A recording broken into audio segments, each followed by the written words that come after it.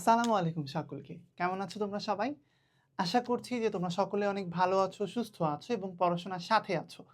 হালকেনস্টাইন infinity স্কুলের পক্ষ থেকে নবম দশম শ্রেণীর বাংলা প্রথম পত্রের খুবই গুরুত্বপূর্ণ এবং খুবই মজার একটা গদ্য নিয়ে আজকে তোমাদের সাথে যুক্ত আছি। আমি মাহমুদ খালিদ, পড়ছি ঢাকা বিশ্ববিদ্যালয়ে। ভাইয়া তোমরা হয়তো ইতোমধ্যে টপিকটা দেখে ফেলেছো। আমাদের আজকে যে টপিক আমরা যেটা কভার করতে যাচ্ছি, আমাদের আজকে যে গদ্য, এই গদ্যের নাম হচ্ছে ফুলের বিবাহ। নামটা খুবই ইন্টারেস্টিং। কেন এরকম নাম হয়েছে এবং এই নামের যৌক্তিকতা এবং গল্পের ভেতরে আমরা আস্তে আস্তে বিষয়গুলো বুঝতে পারবো। তো গদ্যের নাম হচ্ছে ফুলের বিবাহ, যেটার রচয়িতা হচ্ছেন বঙ্কিমচন্দ্র চট্টোপাধ্যায়। তো চলো আর কথা না বলে আমরা মেইন কন্টেন্টের মধ্যে যাই। সবার আগে হচ্ছে লেখক পরিচিতি। লেখক পরিচিতি পড়ানোর সময় সর্বপ্রথমে আমি তোমাকে যে জিনিসটা মনে রাখতে বলবো সেটা হচ্ছে বঙ্কিমচন্দ্র বানান আর চট্টোপাধ্যায় বানান। চট্টোপাধ্যায় বানান কিন্তু তোমার আরো অনেক জায়গাতে লাগবে, for example Saratchandra Chattopadhyay. So তোমার এই বানানটা লাগবেই। বঙ্কিমচন্দ্র থেকে স্টার্ট করি। বঙ্কিম, এখানে কনফিউশন যেটা হবে, এখানে যে এইটার মধ্যে কি কি আছে ভাই, এটার মধ্যে আছে হচ্ছে একটা উমো যোগ ক, উমো যোগ ক, বঙ্কিম চন্দ্র, এটুকু তো পারবা। তাহলে বঙ্কিম চন্দ্র চট্টোপাধ্যায়, কিন্তু এটা র ফলা না। এটা এটা আমি অনেককে দেখেছি, অনেক ভালো স্টুডেন্ট, বাট তারা চট্টোপাধ্যায় বানান বা চট্টগ্রাম বানান ভুল করে। এটা কিন্তু র ফলা না ভাইয়া, এটা র ফলা না। এটা এটা একটা ট, এটার একটা ট। এই যে ট একটা এইদিকে, আর আরেকটা ট যদি যুক্ত বর্ণ আকারে আসে তখন আসে হচ্ছে একটা এইদিকে। এটা বেসিক্যালি কি তাহলে ভাই, এটা হচ্ছে ট যোগ ট। চট্টগ্রাম বানানেও সেম ভাবে চট্টোপাধ্যায়। বাকি অংশটুকু পারবা। তাহলে কনফিউশনের দুইটা জায়গা, যুক্ত বর্ণ যেগুলোতে আছে বঙ্কিম উমো যোগ ক, আর চট্টতে ট যোগ ট, এই দুইটা বানানের ব্যাপারে একটু খেয়াল রেখো। সো আমরা হচ্ছে আমাদের গল্পের নামটা দেখলাম, লেখকের নাম, কবি বলতে যাচ্ছিলাম, সরি, লেখকের নাম আমি একটু ভেঙে চুরে দেখলাম। ভেঙে চুরে দেখলাম বলতে বানানটা একটু দেখলাম। এটার ব্যাপারে খুবই খেয়াল রেখো। কারণ আমি যদি তোমাকে বলি যে বাংলা সাহিত্যে কোন কবি পরিচিতিগুলো, কোন লেখক পরিচিতিগুলো সবচেয়ে বেশি ইম্পর্টেন্ট, এই যে রবীন্দ্রনাথ, নজরুল, শরৎচন্দ্র, বা ধরো হচ্ছে জসিমউদ্দিন, সুফিয়া কামাল, মানে আমি আসলে সুফিয়া কামালেরও আগে বলবো যে হচ্ছে একদম, আমি যদি তোমাকে টপ 3 মনে রাখতে, টপ 4 মনে রাখতে বলি, টপ 4 এর মধ্যে কে? রবীন্দ্রনাথ, নজরুল, শরৎচন্দ্র, বঙ্কিমচন্দ্র। এই 4 জনের ব্যাপারে কোথাও কোনো কিছু ভুল করো না। এবং লেখক পরিচিতির মধ্যে, বারবার আমি কবি পরিচিতি কেন বলতে যাচ্ছি, লেখক পরিচিতির মধ্যে যে ইনফরমেশনগুলো আছে, যে জিনিসগুলো মোটামুটি বাবা মায়ের নাম বা এই টাইপের গুলো খুব বেশি গুরুত্বপূর্ণ না, আনলেস তার বাবা মাও এরকম বাংলা সাহিত্যে খুব ইনফ্লুয়েন্সিয়াল কেউ হয়ে থাকে। ফর এক্সাম্পল যে ধরো জীবনানন্দ দাশ অ্যান্ড কুসুম কুমারী দাস, বা মায়ের নামটা এখানে আসতে পারে। বাট এখানে মায়ের নামটা জরুরি না। এখানে কি আছে মায়ের নামটা লেখা? না, নাই। বাট অন্য কিছু কিছু ইনফরমেশন তোমাকে জানার প্রয়োজন হবে। সো চলো আমরা আর কথা না বাড়ে লেখক পরিচিতিটা পড়তে আরম্ভ করি। একদম প্রথমেই দেখো আমাদেরকে কি বললো, বলছে বঙ্কিমচন্দ্র চট্টোপাধ্যায় 26শে জুন 1838 খ্রিস্টাব্দে। তারিখটা মনে রাখার দরকার নাই, বাট সালটা একটু মনে রাখো কবে। 1838 খ্রিস্টাব্দে, মানে তিনি কিন্তু রবীন্দ্রনাথ ঠাকুরেরও আগের যুগের লেখক। তিনি রবীন্দ্রনাথেরও আগের যুগের লেখক। রবীন্দ্রনাথের জন্ম কবে? 1861 সালে। সেখানে বঙ্কিমচন্দ্রের জন্ম হচ্ছে 1838 সালে, মানে আমি খ্রিস্টাব্দ বুঝাচ্ছি। আচ্ছা, পশ্চিমবঙ্গের 24 পরগনা জেলার অন্তর্গত কাঁঠালপাড়া গ্রামে জন্মগ্রহণ করেন। দেখো, পশ্চিমবঙ্গে তুমি অনেককে দেখবা যে কলকাতা শহর কেন্দ্রিক। এর বাইরে তুমি যেসব বাংলা সাহিত্যিককে দেখবা তাদের মধ্যে খুব বড় একটা নাম্বার কিন্তু কোথা থেকে এসেছে? 24 পরগনা জেলা থেকে এসেছে। একইভাবে বঙ্কিমচন্দ্র চট্টোপাধ্যায়ও কিন্তু পশ্চিমবঙ্গের 24 পরগনা জেলার অন্তর্গত কোন গ্রাম? কাঁঠালপাড়া গ্রামে জন্মগ্রহণ করেন। জেলার নামটা একটু জেনে রাখো, 24 পরগনা জেলা। 24 পরগনা জেলা। তিনি 1858 সালে কলকাতা বিশ্ববিদ্যালয় থেকে বিএ পরীক্ষায় উত্তীর্ণ হন এবং সে বছরই ডেপুটি ম্যাজিস্ট্রেট ও ডেপুটি কালেক্টর পদে নিযুক্ত হন। এই প্রশ্নটা পরীক্ষায় আসে। আপাতত একটু জেনে রাখো যে তিনি কলকাতা বিশ্ববিদ্যালয় থেকে পড়াশোনা করেছেন, এটা একটা জিনিস। 1858 সাল মানে অনেক আগে, কিন্তু কলকাতা বিশ্ববিদ্যালয় থেকে 1858 সাল, তুমি বুঝতে পারছো? এখন থেকে প্রায় 200 বছর আগে, মানে 175 বছর আগে। আসলে 75 হয়, 173 বোধ হয়, আমি অত ম্যাথ পারি না, বাট আমার কাছে মনে হলো বোধ হয় 173 বছর আগে তিনি বিশ্ববিদ্যালয় থেকে বিএ ডিগ্রি লাভ করেন। তুমি কি জিনিসটা বুঝতে পারছো যে এটা কত আগে? আচ্ছা, ওকে, আমরা একটু ব্যাক করি, না আগায়, সরি। সে বছরই ডেপুটি ম্যাজিস্ট্রেট, এই যে এটা আমি বললাম পরীক্ষায় আসে, তিনি কিন্তু ব্রিটিশ সরকারের অধীনে কাজ করতেন। তিনি ব্রিটিশ সরকারে চাকরি করতেন কি হিসেবে? ডেপুটি ম্যাজিস্ট্রেট হিসেবে আর ডেপুটি কালেক্টর হিসেবে। ম্যাজিস্ট্রেট কি করে তুমি জানো, আর হচ্ছে ডেপুটি কালেক্টররা কি করে? কালেক্টর বেসিক্যালি কালেক্ট করে। কি কালেক্ট করে? কর সংগ্রহ করে। এখনকার যুগে হয়তো কালেক্টরের যে রোলটা, সেই রোলটা অনেক বেশি ডাইভার্স। আমি যদি ভুল না করি, ওটা এখন হচ্ছে জেলা পর্যায়ে ডিসিরা পালন করেন। তো আগে এই যে ডেপুটি কালেক্টররা কিন্তু মূলত হচ্ছে মানে এই যে কর সংগ্রহ, খাজনা আদায় এইসব কিছুতে যুক্ত থাকতেন। তার অসামান্য কৃতিত্ব প্রকাশ পেয়েছে পাশ্চাত্য ভাবাদর্শে বাংলা উপন্যাস রচনার পথিকৃৎ হিসেবে। তার অসামান্য কৃতিত্ব মানে সামান্য না, মানে খুবই ভালো কৃতিত্ব, মানে তিনি তার কৃতির সাক্ষ্য রেখেছেন কোথায়? পাশ্চাত্য ভাবাদর্শ। পাশ্চাত্য ভাবাদর্শ কি? দেখো, আমরা দুইটা কথা বলি, একটা হচ্ছে পাশ্চাত্য আর একটা হচ্ছে প্রাচ্য। পাশ্চাত্য জিনিসটা কি? পাশ্চাত্য হচ্ছে ওয়েস্ট। তাহলে পাশ্চাত্য এটার মানে কি হচ্ছে ওয়েস্টার্ন। এই পাশ্চাত্যটা কি? পাশ্চাত্য হচ্ছে ওয়েস্টার্ন। আর এই ভাবাদর্শটা কি? চিন্তা চেতনা, আইডিওলজি। আমরা বলি না যে ওর আইডিওলজির সাথে আমার আইডিওলজি মেলে না, ও অনেক বেশি লিবারেল, আমি কনজারভেটিভ, বা আমি কনজারভেটিভ ও একটু লিবারেল। এই যে আইডিওলজি, এই যে ও লিবারেল আমি কনজারভেটিভ, বা ও হচ্ছে একটু ইসলামিক চিন্তাধারা ক্যারি করে, বা আমি করি না, বা আমি করি ও করে না, এরকম আমরা যে নানান কথাবার্তা বলি না যে আমার ভাবাদর্শ এরকম আর ওর ভাবাদর্শ এরকম। ভাবাদর্শ কথাটা মানে হচ্ছে ভাব ও আদর্শ, ভাবাদর্শ।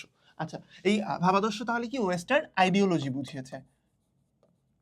তাহলে দেখো, আজ থেকে 200 বছরেরও বেশি আগে এই যে আমাদের ভারতবর্ষে, মানে আমাদের ভারতবর্ষ আমি কেন বলি, কারণ ওই ব্রিটিশরা তো সব আমাদেরকে একসাথে শাসন করছে, এই জন্য দেখবা আমি বলার সময় বলি যে আমাদের ভারতবর্ষ। আচ্ছা, ওকে।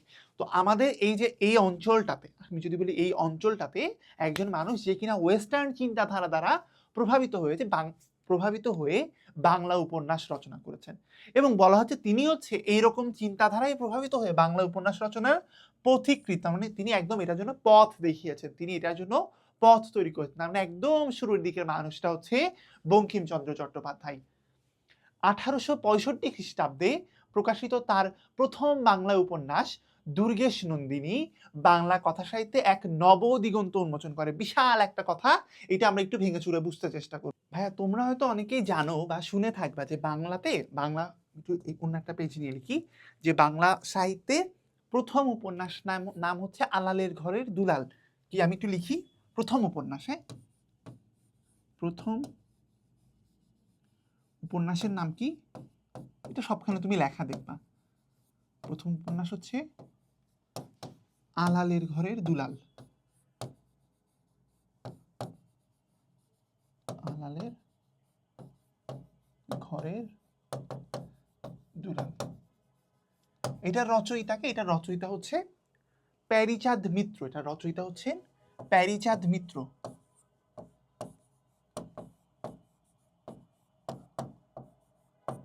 প্যারীচাঁদ মিত্র। ওনার একটা ডাকনাম না, ওনার একটা ছদ্মনাম ছিল। ছদ্মনামটা হচ্ছে টেকচাঁদ ঠাকুর। ছদ্মনামটা কি ভাইয়া? টেকচাঁদ ঠাকুর। এবং এই উপন্যাসটা লেখা হয়েছিল হচ্ছে দুর্গেশ নন্দিনী উপন্যাসেরও আরো 7 বছর আগে। আর এটা প্রথম প্রকাশিত হয়েছে, এটা প্রকাশিত হয়েছিল হচ্ছে 1900 বলতেছে কেন, 1858 সালে। এটা প্রথম প্রকাশিত হয়েছিল হচ্ছে 1858 সালে। এটা হচ্ছে বাংলা সাহিত্যের প্রথম উপন্যাস হিসেবে স্বীকৃতি পায়। এছাড়াও ধরো যে আরো বেশ কিছু কথা, ওই প্রেক্ষাপট যদি আমরা পড়ি, তোমরা যখন হচ্ছে আরেকটু সিনিয়র হবা, আরেকটু সিনিয়র না, তোমরা এখনই পড়ছো, তোমাদের আনন্দ পাঠ সহপাঠ অংশে তুমি যে পড়বা উপন্যাসের ইতিহাস নিয়ে তুমি অনেক কিছু পড়বা, ওখানে এই কথাগুলো আছে। এর বাইরেও ধরো হচ্ছে ওই যে অ্যানা ক্যাথরিনের ফুলমণি ও করুণার বিবরণ, এইগুলো নিয়ে অনেক আলাপ আলোচনা আসে। কিন্তু আমরা হচ্ছে প্রথম উপন্যাস হিসেবে এইটাকে একসেপ্ট করি, এবং এইটাকে প্রথম উপন্যাস বলার পাশাপাশি, মানে পাশাপাশি না, এইটাকে বলি, কিন্তু কথা হচ্ছে বাংলা সাহিত্যের প্রথম যে সার্থক উপন্যাস, এইটা প্রথম সার্থক উপন্যাস হচ্ছে দুর্গেশ নন্দিনী। বাংলা সাহিত্যের প্রথম সার্থক উপন্যাস কোনটা? পরীক্ষায় যদি আসে কি লিখবা? তুমি লিখবা হচ্ছে দুর্গেশ নন্দিনী।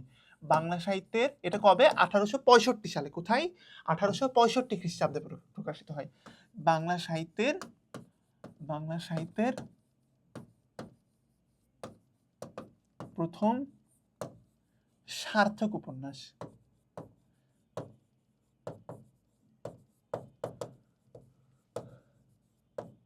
মানে একটা উপন্যাসের যে শর্তগুলো থাকা দরকার, এই যে শর্তগুলো যদি ঠিকঠাক মতো পূর্ণ হয়, মনে করো একটা কাহিনী বা হচ্ছে যে নাটকের বেলায় আমরা বলি সংলাপ বা একটা প্লট থাকতে হয়, একটা প্রবাহ থাকতে হয়, রচয়িতার যে দৃষ্টিভঙ্গি সেই জিনিসটা প্রকাশিত হয়। যে দেখো উনার কিন্তু এই যে পাশ্চাত্য দৃষ্টিভঙ্গি, এটা আমরা অলরেডি জানি।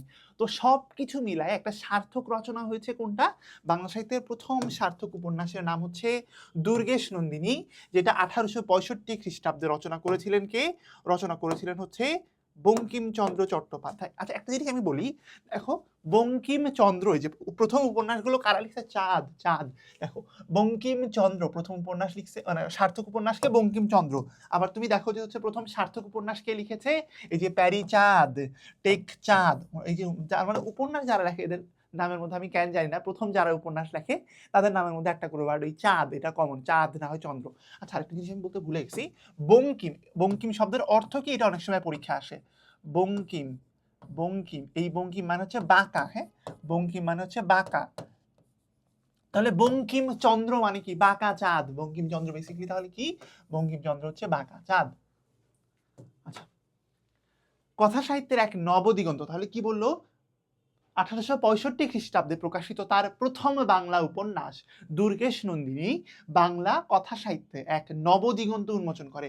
কথা সাহিত্য মানে কি? কথা সাহিত্য মানে হচ্ছে যে গল্প বা উপন্যাস, মানে যেগুলোর কি কথ্য, মানে লিখে, মানে কি বলে, কথ্য ভাষায় যেগুলো লেখা হয়, কথ্য ভাষায়, গদ্য ভাষায়, আমি ভুলে যাচ্ছি কেন সবকিছু। আর যেমন ধরো আগের লেখার প্যাটার্নটা কেমন ছিল, ধরো গীতি কবিতা বা হচ্ছে মহাকাব্য, বা ধরো নাটকেও কিন্তু আগে ছন্দবদ্ধ, নাটকও কিন্তু আগের যুগে ছন্দবদ্ধ, সব ছন্দে ছন্দে বলা হতো।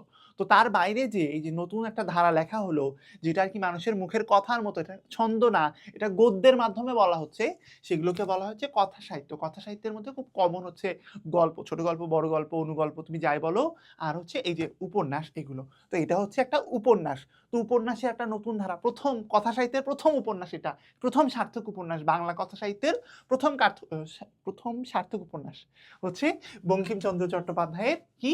দুর্গেশ নন্দিনী। চেষ্টা করো দুর্গেশ নন্দিনী পড়তে। আচ্ছা, আর নবদিগন্ত মানে নতুন দিক, নতুন দিক, আগে তো কেউ এরকম লিখতে পারে নাই। বাংলা কথা সাহিত্যে আগে কেউ এরকম উপন্যাস লিখছে সার্থক ভাবে? লিখে নাই। কে লিখছে? বঙ্কিমচন্দ্র লিখছে। তার মানে তিনি লেখার মাধ্যমে একটা নতুন দিক উন্মোচন করলেন, যে আপনারা চাইলে এইদিকে যে আপনারা একটা উপন্যাস, আসলে এইদিকে যে না, কিন্তু তিনি একটা ডিরেকশন দিলেন, এই দিক মানুষকে তিনি একটা ডিরেকশন দিলেন। কোন ডিরেকশন? উপন্যাস, একটা সার্থক উপন্যাস কিভাবে বাংলাতে লেখা যায় সেই ডিরেকশনটা উন্মোচন করেন, মানে খুলে দেন, নতুন একটা রাস্তা তিনি খুলে দেন। তার অন্যান্য উপন্যাস হলো, উপন্যাসগুলোর নাম খুব খুব ইম্পর্টেন্ট, দেখো কি? কপাল কুণ্ডলা, মৃণালিনী, বিষবৃক্ষ, খুব খুব ইম্পর্টেন্ট এই তিনটা নাম। ইন্দিরা মনে রাখতে পারো, যুগলাঙ্গুরীয়, রাধারানী, চন্দ্রশেখর মনে রেখো, চন্দ্রশেখর, রজনী, কৃষ্ণকান্তের উইল, রাজসিংহ, আনন্দমঠ, দেবী চৌধুরানী ও সীতারাম। তো ওনার অনেকগুলা লেখা, তার মধ্যে এই আমি একটু খুবই ফেমাস, একদম টপ ফেমাস, আমি যদি তোমাকে একটু মার্ক করে দিতে বলো তুমি আমাকে, টপ ফেমাস হচ্ছে এই যে দুর্গেশ নন্দিনী, এটা নিজে একটা, কপাল কুণ্ডলা এটা একটা, বিষবৃক্ষ একটা, দেবী চৌধুরানী, আনন্দমঠ, রাজসিংহ, আর হচ্ছে কৃষ্ণকান্তের বিল। প্রবন্ধ সাহিত্যেও বঙ্কিমচন্দ্র কৃতিত্ব দেখিয়েছেন। তার মানে তিনি, কৃতিত্ব বলছি আমি, আচ্ছা আমার আজকে উচ্চারণ অনেক উল্টাপাল্টা হচ্ছে, আমি জানি না কেন হচ্ছে, আমার মনে হয় একটু ঘুম কম হয়েছে এই জন্য। আচ্ছা, তিনি কথা সাহিত্যের পাশাপাশি তিনি কিন্তু বেশ কিছু প্রবন্ধ লিখেছেন, উপন্যাসের পাশাপাশি তিনি কিন্তু বেশ কিছু প্রবন্ধ লিখেছেন, এবং তার প্রবন্ধগুলো তৎকালীন সমাজের যে বাস্তবতা, সামাজিক যে পরিবর্তনের দাবি ছিল, সেই জায়গাতে সমাজকে ভীষণভাবে প্রভাবিত করেছিল। এবং তার প্রবন্ধ নিয়ে বেশ কিছু ডিবেটও আছে, আমি সেই ডিবেটের মধ্যে যাব না, কিন্তু সামাজিক পরিবর্তনের ক্ষেত্রে বঙ্কিমচন্দ্রের প্রবন্ধগুলো অনেকাংশে বেশ ভালো ভূমিকা রেখেছিল।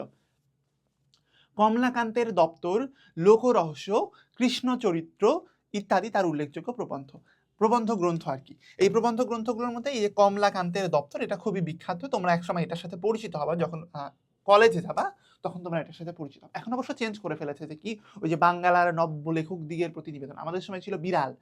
আচ্ছা, বঙ্কিমচন্দ্র চট্টোপাধ্যায় 1894 খ্রিস্টাব্দের 8ই এপ্রিল মৃত্যুবরণ করেন। দেখো আমাদের খুবই প্রিয় প্রিয় অনেক লেখক আছেন, আমাদের খুবই প্রিয় প্রিয় অনেক লেখক আছে। ফর এক্সাম্পল ধরো তুমি বলতে পারো হচ্ছে কাজী নজরুল ইসলাম, বা হচ্ছে জীবনানন্দ দাশ, বা ফরুক আহমদ, এই টাইপের লেখকদের জন্মেরও অনেক আগে কিন্তু দেখো তিনি মৃত্যুবরণ করেছেন। সো আমাদের মানে আমরা যাদেরকে পুরনো লেখক বলে মনে করি, আগের যুগের লেখক, তিনি লেখালেখি করে তিনি মারা গিয়েছেন, তারপরে আমাদের সেই আগের যুগের লেখকরা জন্মগ্রহণ করেছেন। তার মানে তিনি কিন্তু অনেক আগের, এবং অনেক আগের বলছি, এর চেয়েও অনেক আগের মানুষ আছে। যেমন মনে করো তোমরা কিন্তু ভবিষ্যতে বেশ কিছু অনেক পুরনো লেখকের সাথে পরিচিত হবা। যেমন মনে করো হচ্ছে আমি যদি তোমাকে বলি আবুল ফজল, মানে আবুল ফজল কিন্তু লাস্ট সেঞ্চুরিতেও একজন ছিলেন, আমি তার কথা বলছি না, তারও আগের কয়েক সেঞ্চুরি আগে আবুল ফজল বলে একজন ভদ্রলোকের লেখা তোমরা হয়তো পড়ে থাকবা। আবার হচ্ছে খুব কমনলি ধরো তোমরা পদ্মাবতী থেকে পড়বা, আলাওলের পদ্মাবতী তোমরা কিন্তু পড়বা। সো ওই জায়গা থেকে কলেজে যখন উঠবা, কলেজে একটা কবিতা আছে আলাওলের ঋতু বর্ণন, তো ওই জায়গা থেকে তোমরা কিন্তু আরো অনেক অনেক পুরনো লেখা এক্সপ্লোর করার সামনে সুযোগ পাবা। তো আসো আমরা এটা দিয়ে স্টার্ট করি, এটাকে একটা পুরনো আমলের লেখা হিসেবে ধরি, কিন্তু আজকের যুগেও তুমি এটা অনেক বেশি রিলেট করতে পারবা। কিভাবে রিলেট করতে পারবা আমি একটু পাঠ পরিচিতিতে যেয়ে বলবো জিনিসটা। ও মা, পাঠ পরিচিতিটা কই গেল? আচ্ছা, এখানে পাঠ পরিচিতিটা কি নিচে দেওয়া হয়েছে? আচ্ছা, পাঠ পরিচিতিটা শেষে আছে, এটা আমার পছন্দ হয়েছে। ওকে, পাঠ পরিচিতিটা পরে থাকাটা বেটার। আচ্ছা না, পাঠ পরিচিতিটা আমরা আসলে আগে পড়ি, কারণ আমি বলতেই যখন চাইলাম আগে বলে নিই। পাঠ পরিচিতির ব্যাপারটা কি হচ্ছে, এখানে ফুলের বিবাহ, গল্পটার নাম কি ফুলের বিবাহ। ফুল মানে ফুল, আর বিবাহ মানে বিয়ে, তার মানে ফুলের বিয়ে। এমনিতে তো বাস্তব জীবনে আমাদের সবার মানে মোটামুটি ধরো খুব কপাল খারাপ না হলে সবারই বিয়ে হয়। আচ্ছা, সবাই চায় যে তার বিয়ে হোক, আমিও চাই। এখন ফুলের বিয়ে কেন হইতে হবে ভাই? আমি চাই আমার নিজের বিয়ে হোক, ফুলের বিয়ে কেন হবে? এখন ফুলের বিয়ের মাধ্যমে আসলে এটা একটা উপমা, এটা একটা রূপক অর্থ তিনি ব্যবহার করেছেন। এই ফুলের বিয়ের মানে আসলে এই ফুলের বিয়েটার মাধ্যমে তিনি আমাদের সমাজে যে বিয়ের যে কালচারগুলো আছে, ভালো কালচার, খারাপ কালচার, আনন্দ, বেদনা সবকিছু মোটামুটি একটু ফুলের বিয়ের মাঝখানে ফুটে উঠেছে। এই ফুল আসলে আমরা চিন্তা করবো এটাকে ফুল হিসেবেও একবার দেখবো, আরেকবার আমরা একটা মানুষ হিসেবেও দেখবো। দুই রকম আলাদা আলাদা ভিউ থেকে যখন আমরা দেখতে পারবো, তখনই আমাদের পুরো বোঝাপড়াটা সুন্দর মতো হবে। তো ফুলের বিয়ে চলো আমরা এখন দিব, আগে একটু পাঠ পরিচিতিটা পড়ি। বঙ্কিমচন্দ্র চট্টোপাধ্যায়ের লঘু রচনা কমলাকান্তের দপ্তর গ্রন্থের নবম সংখ্যক লেখা ফুলের বিবাহ। এইটা লঘু রচনা কেন বলেছে? এটা একটু রসাত্মক।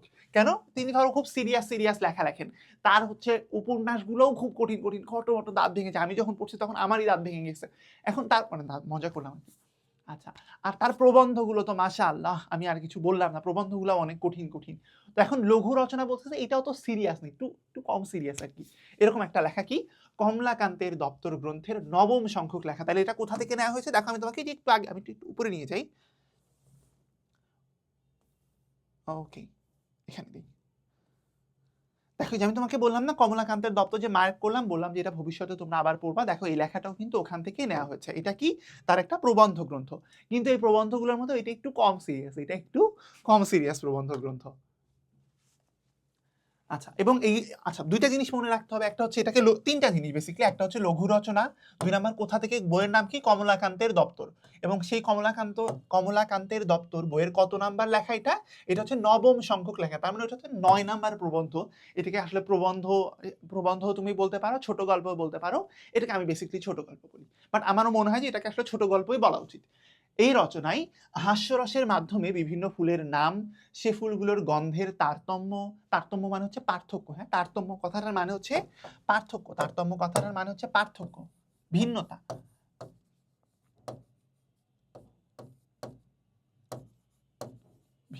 সরি।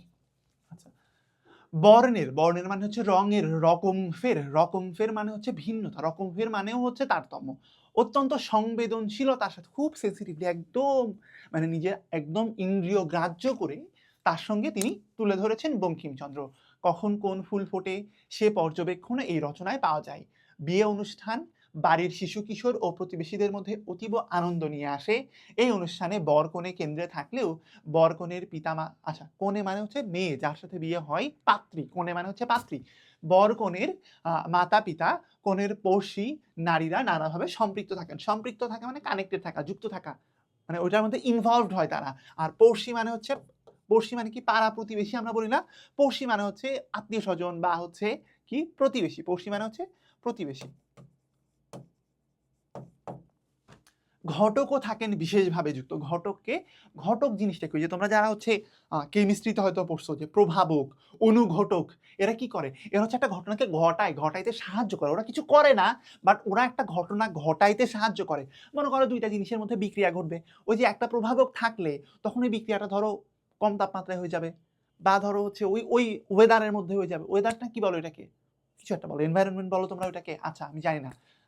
তো এই যে একটা জিনিস ঘটতেছে যে সে কিছু করতেছে না, সে কিন্তু করাচ্ছে। এই যে ঘটকের কাজ হচ্ছে এরকম, ঘটক বিয়ে করে না, আচ্ছা না, ঘটক নিজে বিয়ে করতে পারে, সমস্যা নেই ওইটা। বাট ঘটকের কাজ কি? ঘটক হচ্ছে সম্বন্ধ আনা, যে আচ্ছা ভাই আপনার মেয়ের সাথে কি অমুকের ছেলে একটা বিয়ে দেওয়া যায়, অমুকের ছেলেটা খুবই ভালো, সে মেয়ে দেখতেছে, আপনার মেয়েটাকে তার পছন্দ হয়েছে। এই যে ঘটক এক বাড়ি থেকে আরেক বাড়িতে যে অফার দেয় এবং তাদের মাঝখানে যে সমন্বয়ক হিসেবে কাজ করে, এই বান্দাটাকে বলা হচ্ছে ঘটক।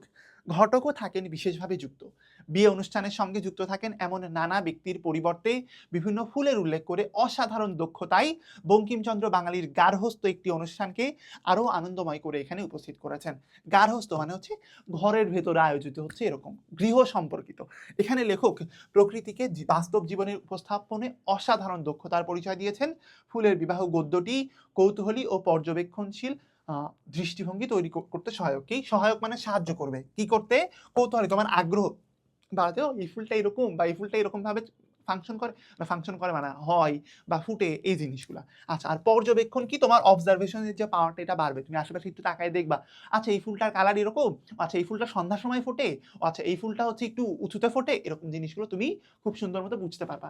বাট দেখো এখানে আরেকটা জিনিস দেখো, এই যে আমি তো বললাম না যে এটা আসলে তুমি প্রবন্ধ হিসেবে ফ্রেম করবা নাকি ছোট গল্প হিসেবে, এটা ছোট গল্প হিসেবেই ফেলো, বাট এটা একটা প্রবন্ধ গ্রন্থের ভেতরে কিন্তু আছে। কিন্তু বললাম এই প্রবন্ধ গ্রন্থটা কেমন, একটু লঘু ঘরানার। এটা আসলে প্রবন্ধই, মানে সেন্সের দিক দিয়ে প্রবন্ধ, বাট বর্ণনার যে স্টাইল, বর্ণনার স্টাইলের দিক দিয়ে এটা একটা গল্প। আর দেখো এখানে আসলে যে গল্প আর প্রবন্ধ এই জন্য উল্লেখ করে নাই, বলেছে গদ্য। তোমার পরীক্ষায় যদি আসে তুমি এটাকে যে কোনো একটা দিলে হবে, মনে হয় না যে দুইটা একসাথে থাকবে। যদি থাকে সেক্ষেত্রে আমি প্রেফার করবো এটা প্রবন্ধ হিসেবেই দাও। কেন প্রবন্ধ? কারণ হচ্ছে যে এটা আসলে একটা প্রবন্ধ গ্রন্থ হিসেবে তোমার বইয়ের মধ্যে বলা আছে। আরেকটা জানি আমি কি বলতে চাইলাম, ভুলে গেলাম। আচ্ছা মনে পড়লে আচ্ছা মনে পড়ছে। এখানে আমার পাঠ পরিচিতিটা আমার পছন্দ না, বইয়ে যে পাঠ পরিচিতিটা আছে এটা আমার পছন্দ না। কারণ দেখো এখানে আসলে মূল কথাটাকে এভাবে ফ্রেম করা হয়েছে যে কি, এখানে আসলে ফুল ফুল ফুল, বাট এই যে ফুলের আড়ালে যে মানুষের জীবনের বাস্তব অভিজ্ঞতাগুলো ফুলের জীবনের মাধ্যমে ফুটিয়ে তোলা হলে, এই জিনিসটাকে একটু কম এমফেসিস দেওয়া হয়েছে। এটা আমরা পড়ার সময় আমি আস্তে আস্তে তোমাদেরকে বলতে থাকবো। সো চলো আমরা কথা না বাড়ে পড়তে স্টার্ট করি। একদম প্রথম কথা কি, বৈশাখ মাস বিবাহের মাস। আমি পয়লা বৈশাখে নসিবাবুর ফুলবাগানে বসিয়া একটি বিবাহ দেখিলাম। ভবিষ্যতে বরকন্যাদিগের শিক্ষার্থ লিখিয়া রাখিতেছি। কি বললো?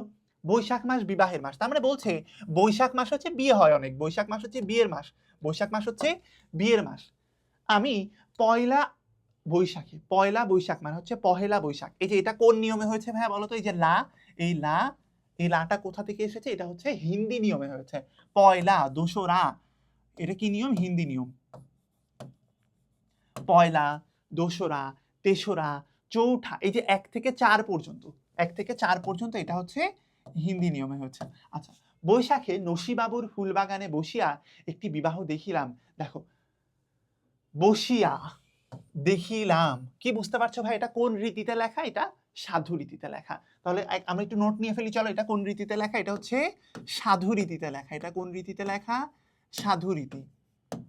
এটা হচ্ছে সাধু রীতির একটা রচনা। আচ্ছা, কবে? বলছে বৈশাখ মাস বিবাহের মাস। কবে সে বসেছিল? পয়লা বৈশাখে। কোথায়? নসিবাবু, নসিবাবু একজনের নাম, সেই নসিবাবুর ফুল বাগানে বসে তিনি বিবাহটা দেখলেন। আচ্ছা, তিনি নসিবাবুর ফুল বাগানে বসে ফুলের বিবাহ আসলে দেখেছেন। ভবিষ্যৎ বরকন্যাদিগের শিক্ষার্থ লিখিয়া রাখিতেছি। কি বলছে? বলছে ভবিষ্যতে বরকন্যা, ভবিষ্যতে যেসব ছেলে বিয়ে করবে, ভবিষ্যতে যেসব মেয়ে বিয়ে করবে, আমি বিয়ে করব, তুমি বিয়ে করবা, সবাই বিয়ে করবে, তুমি আমাদের জন্য আর কি এই লেখাটা লিখছেন। তো দেখছো আমাদের শিক্ষা ব্যবস্থা কি ভালো, আমাদের স্কুলে আমাদের বিয়ের জন্য কি কি জানা দরকার, কি মানে আসলে অনেক কিছু আরো জানা দরকার। আরে অনেক জিনিস হচ্ছে, একটা বড় একটা ফ্যামিলি তুমি দায়িত্ব নিচ্ছ, যে মেয়ে সে একটা ছেলের দায়িত্ব নিচ্ছ, যে ছেলে সে একটা মেয়ের দায়িত্ব নিচ্ছ, তো ওই জায়গা থেকে আরো অনেক কিছুই জানা দরকার। বাট আমি একটু মজা করে বললাম যে দেখো আমাদের বই কিন্তু এটার ব্যাপারেও আমাদের জীবনে যাতে এটা কাজে লাগে সেরকম একটা প্রবন্ধ বা একটা গল্প তুমি যাই বলো সেটা রাখা হয়েছে। ভবিষ্যৎ বরকন্যাদিগের শিক্ষার্থ, শিক্ষার্থ মানে তারা যাতে এখান থেকে শিক্ষা লাভ করে, শিক্ষার্থ লিখিয়া রাখিতেছে, তিনি এটার জন্য লিখে রাখছেন। মল্লিকা ফুলের বিবাহ, কার বিয়ে? তাহলে এই ফুল কোন ফুলের বিবাহ পরীক্ষায় আসবে? কোন ফুল? মল্লিকা ফুল। আচ্ছা, একটা গান আছে না যে আমার মল্লিকা বনে, ভুলে গেছি তো তারপরের লাইন থেকে, আমার খুব পছন্দের একটা গান ছিল, আমি 2-3 বছর গান শুনি না। আচ্ছা, বৈকাল শৈশব অবসান প্রায়। কি? বৈকাল শৈশব অবসান প্রায়। আচ্ছা দেখো, বলছে বৈকাল শৈশব অবসান প্রায়, কি বলছে? বিকেল বেলা। বলছে কি সময়? বিকেল বেলা। কি সময়? বিকেল বেলা। কি? শৈশব মানে ছোটবেলা। ছোটবেলাটা অবসান প্রায়। অবসান মানে হচ্ছে সমাপ্ত প্রায়। অবসান প্রায় মানে হচ্ছে সমাপ্ত প্রায়। সময়টা কি? একদম বৈকাল। শৈশবের একদম বৈকাল। শৈশবের বিকাল মানে কি? শৈশবটাও শেষ দিকে চলে আসছে। শৈশবটাও শেষ দিকে চলে আসছে। বৈকাল মানে হচ্ছে বিকাল। শৈশব মানে হচ্ছে শিশুকাল। ফুলের শিশুকাল। এখন আগের যুগে কি হতো? অনেক বাচ্চাকালে শিশুকাল শেষ হওয়া মাত্রই বিয়ে দেওয়া হতো না বলো? আর যদি মেয়ে হয় তাহলে তো কোনো কথাই নেই। এই মল্লিকা ফুলটা এখানে পাত্রী। তাহলে সে হচ্ছে মেয়ে। এখন এখনকার যুগেও আসলে আছে মেয়েদেরকে অনেক জায়গাতে অনেক তাড়াতাড়ি বিয়ে দেওয়া হয়। কিন্তু এখন ধরো আগের মতো এতটা প্রকট নাই। আগের যুগে কি ছিল? এই যে শৈশব অবসান হচ্ছে মানে কি? ওর ধরো ৮-১০ বছর বয়স, অনেক বয়স। বিয়ের জন্য ৮-১০ বছর বয়স মানে খুবই একদম পারফেক্ট বয়স আরকি তখনকার যুগে। আর যদি ১২-১৪ বছর, ১৫ বছর বয়স হয়েছে তাহলে তো কোনো কথাই নেই। মানে একদম মেয়ে বুড়ো হয়ে গেছে। যদি ১৫-১৬ বছর মেয়ের বয়স হয়ে যায় তাহলে মেয়ে বুড়ো হয়ে গেছে সেই যুগের স্ট্যান্ডার্ডে। কি? বৈকাল শৈশব অবসান প্রায়। বৈকাল শৈশব অবসান প্রায়। কলিকা কন্যা বিবাহযোগ্যা হইয়া আসিল। বলছে এই যে ওর ছোটবেলা চলে যাচ্ছে। কলিকা কন্যা। কলিকা মানে কি? কলিকা মানে ওই যে নেশা করে গাঞ্জা খায় ওইটা না। মানে কি বলে ওই যে আছে না? হুকার সাথে একটা কলিকা লাগায় টান দেয়, ওইটা কিন্তু ওইটার কথা এখানে বলে না। এখানে কলিকা বলতে ফুলের যে কলি, ফুলের যে কুঁড়ি, এই কলিকা বলতে হচ্ছে কুঁড়ি বা কলি বুঝিয়েছে। কুঁড়ি বা কলি। আচ্ছা, তাহলে ফুলের যে ফুলকন্যা সে বিবাহযোগ্যা হইয়া আসিল। বিবাহযোগ্যা মানে কি? সে হচ্ছে বিয়ের উপযুক্ত। তার মানে তার বিয়ের বয়স হয়ে এসেছে, সে বিয়ের জন্য উপযুক্ত। কন্যার পিতা বড়লোক নহে, ক্ষুদ্র বৃক্ষ, তাহাতে আবার অনেকগুলি কন্যা ভারগ্রস্ত। কি বলছে? বলছে কন্যার পিতা। তাহলে এখন কন্যার পিতাটা আসলে কে? কন্যার পিতাকে? কন্যাটা কে ছিল? মল্লিকা ফুল। ধরো ফর এক্সাম্পল আমি ধরো একটা নিই, আমি আঁকতে পারি না। ধরো ফর এক্সাম্পল এটা একটা খুব ছোট একটা গাছ, হ্যাঁ? এই খুব ছোট একটা গাছে আমি জানি না যে এরকম ধরো ফুল না গাছ হয়ে গেল আরো। আচ্ছা আমি ধরো দিলাম এটা একটা ফুল, এটা একটা ফুল,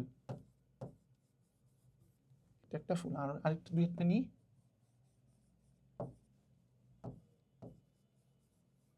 আচ্ছা ওকে। আচ্ছা এটা মনে করো একটা ছোট গাছ, এটা একটা ছোট গাছ। এই যে গাছটা, এই গাছটা হচ্ছে কন্যার পিতা। বড় লোক না কেন? কারণ সে অনেক সাইজে ছোট, সে অনেক দুর্বল। সে সাইজে ছোট, এই জন্য গাছটা ছোট। আর বড় লোক না আরেক দিক দিয়ে কেন? কারণ মল্লিকা ফুলের যে গাছ, সে খুব শক্ত সামর্থ্য, খুব সাইজে বড়। এরকম না, এইরকম না। ধরো আমি তোমাকে বললাম কৃষ্ণচূড়া। কৃষ্ণচূড়া খুবই বড় লোক, কৃষ্ণচূড়ার বাবাটা খুবই বড় লোক। কেন? কারণ সে বিশাল শক্ত সামর্থ্য, কাণ্ড সমৃদ্ধ উঁচু একটা গাছ। এই জন্য সে বড় এবং সাইজে বড়, এবং তাকে বলা হচ্ছে বড় লোক।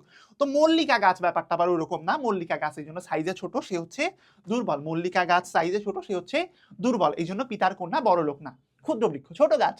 তাহাতে আবার অনেকগুলি কন্যা ভারগ্রস্ত। তার মানে এর গাছে আবার অনেকগুলা ফুল। দেখো একজনের 5টা বাচ্চা, এই গাছের 5টা ফুল। তাহলে বলা হচ্ছে এটা হচ্ছে এই গাছটা কি? কন্যা ভারগ্রস্ত। কেন? কন্যা ভারগ্রস্ত কথাটার মানে কি? এটাকে কন্যা ভারগ্রস্ত বা কন্যা দায়গ্রস্ত দুই রকমই বলা হয়। ওয়ার্ড দুইটা খুব নেগেটিভ, আমি এভাবে বলতে চাই না যে কন্যা দায় বা কন্যা ভার। মানে এখানে আসলে মেয়েদেরকে কেমনভাবে ট্রিট করা হচ্ছে তুমি যদি একটু একটু অ্যানালাইসিস করে দেখতে চাও, মানে লেখক আসলে এভাবে বুঝাইতে চান নাই। মানে আমার দৃষ্টিতে ওই যে রিডিং বিটুইন দ্য লাইনস, হ্যাঁ, ওইটা যে আমি বলছি কি কন্যা দায়গ্রস্ত। তুমি কখনো শুনছো পুত্র দায়গ্রস্ত? আমি কখনো শুনি নাই। পুত্র ভারগ্রস্ত কখনো শুনছো? না। কারণ ওই যে ছেলেদেরকে কখনো ভার, দায় এগুলো কেউ কখনো বিবেচনা করে নাই। কাকে করেছে? নারীদেরকে করেছে। তো এখানে আসলে সেটার একটা প্রকাশ দেখা গেল। ও কন্যা ভারগ্রস্ত কথাটার মানে কি? মানে হচ্ছে এমন কোন একজন অভিভাবক, পিতা বা মাতা, যেই, হ্যাঁ পিতা, ধরো ফর এক্সাম্পল দায়িত্বটা আসলে বাবার উপরে আরকি। তো এমন কোন পিতা, যেই পিতার কন্যা প্রাপ্তবয়স্ক হয়েছে এবং তাকে সামনে বিয়ে দিতে হবে, বিবাহযোগ্যা, যেই পিতার বিবাহযোগ্যা কন্যা আছে, সেই পিতাকে আমরা বলি হচ্ছে কন্যা ভারগ্রস্ত। তাকে আমরা বলি হচ্ছে কন্যা ভারগ্রস্ত। সম্বন্ধের অনেক কথা হইতেছিল, কিন্তু কোনোটা স্থির হয় নাই। বলছে সম্বন্ধ কি? যে বিয়ের জন্য সম্বন্ধ আসে না? যে অমুকের বাড়িতে বিয়ে দেওয়া যায় কিনা, তমুকের বাড়িতে দেওয়া যায় কিনা, এরকম অনেকগুলা কথা আসছিল, কিন্তু কোনোটা স্থির হয় নাই। স্থির হয় নাই মানে ঠিক হয় নাই, এখনো কোনোটা ঠিকঠাক হয় নাই। উদ্যানের রাজা স্থলপদ্ম নির্দোষ পাত্র বটে, কিন্তু ঘর বড় উঁচু, স্থলপদ্ম অত দূর নামিল না। কি বলছে? উদ্যান মানে হচ্ছে বাগান। উদ্যান মানে কি ভাইয়া? উদ্যান কথাটার মানে হচ্ছে বাগান, উদ্যান বাগান। বাগানের রাজা স্থলপদ্ম। হ্যাঁ, তোমরা কি কেউ স্থলপদ্ম দেখছো? স্থলপদ্ম যদি না দেখো একটু গুগল করে দেখে নিতে পারো। ওই পদ্ম ফুল যেটা, ওই পদ্ম ফুল আর স্থলপদ্ম কিন্তু আলাদা জিনিস।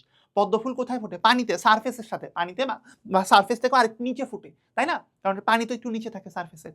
আর কি স্থলপদ্ম হচ্ছে একটা বড় গাছ, সেই গাছের ডালে যেই ফুলগুলো ফোটে সেগুলোকে আমরা বলি স্থলপদ্ম। স্থলপদ্ম কেন রাজা?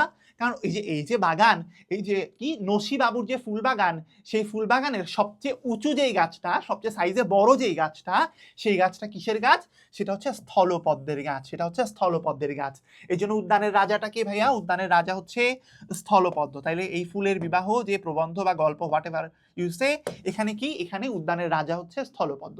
সে নির্দোষ পাত্র, তার মানে এই পাত্রের কোনো দোষ নাই, পাত্রটা ভালো, পাত্রটা ভালো। কিন্তু ঘর বড় উঁচু কেন? বলছে যে মল্লিকা, মল্লিকার গাছ কিন্তু অত বড় না, মল্লিকার গাছ ছোট। এখন মানে বিয়ের সময় কি দেখা হয় যে ঘর মিলে কিনা, স্ট্যাটাস মিলে কিনা, বা চেহারা দেখা হয়। যে মনে করে একটা মেয়ে খুবই সুন্দর, তাকে খুব কুৎসিত দেখতে একটা ছেলের সাথে বিয়ে দিবে না। উল্টোটাও সত্য, যে ছেলেটা খুবই সুন্দর, একটা কুৎসিত মেয়ের সাথে তাকে বিয়ে দিবে না। আবার মনে করো ছেলেটা খুবই বড় ঘরের, মেয়েটা ধরো একদম নিচু ঘরের, সেক্ষেত্রেও কিন্তু একটা সমস্যা হয়। আবার এটার উল্টোটাও হতে পারে যে মেয়েটা অনেক বড় ঘরের, ছেলেটা নিচু ঘরের। বাংলা সিনেমায় তুমি অনেক দেখছো যে চৌধুরী সাহেবের মেয়েকে ডেট করতেছে আর কি, খুব গরিব কেউ একজন। আচ্ছা, তো এই যে ব্যাপারটা তো বলছে এখানে আসলে এরকম একটা ব্যাপার ঘটছে। দেখো বাস্তব জীবনেও কিন্তু এরকম হয়, মানুষের জীবনেও এরকম হয় যে স্ট্যাটাস ম্যাচ করে না, স্ট্যাটাস ম্যাচ করে না। কি বলছে? ঘর বড় উঁচু, স্থলপদ্ম অত দূর থেকে নামলো না। তার মানে স্থলপদ্ম ছেলেটা ভালো ছিল, কিন্তু সে এত নিচু নিচু ঘরে সে বিয়ে করতে চাইলো না। এগুলো কিন্তু সব হচ্ছে, দেখো এরকম বাস্তবে হয়, হয় না। কিন্তু এটার মাধ্যমে তিনি আসলে রূপকভাবে, তিনি আসলে লুকায়ে লুকায়ে, এটার আড়ালে তিনি আসলে মানুষের জীবনে বিয়ের যে হচ্ছে ডাইমেনশন গুলো থাকে, সেই ডাইমেনশন গুলো এক্সপ্লোর করতে চেয়েছেন।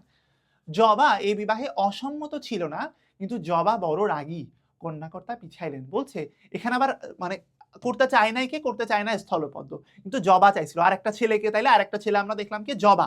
জবা অসম্মত ছিল না। অসম্মত, সম্মত মানে হচ্ছে রাজি, আর অসম্মত মানে রাজি না। তার মানে জবা যে রাজি ছিল না ব্যাপারটা এরকম না, জবা রাজি ছিল। তার মানে মল্লিকাকে পছন্দ করতো কে? জবা। মল্লিকাকে তার মানে বিয়ে করতে রাজি ছিল কে? জবা। মল্লিকাকে জবা বিয়ে করতে রাজি ছিল। জবাকে আসলে আমার ছেলে লাগে না ওরকম, আমার কাছে মনে হয় জবার একটা মেয়ে হইতে পারতো। আমি জানি না লেখক কেন আর কি জবাকে ছেলে হিসেবে রাখছেন। কিন্তু জবা বড় রাগী, তার মানে জবার রাগটা একটু বেশি।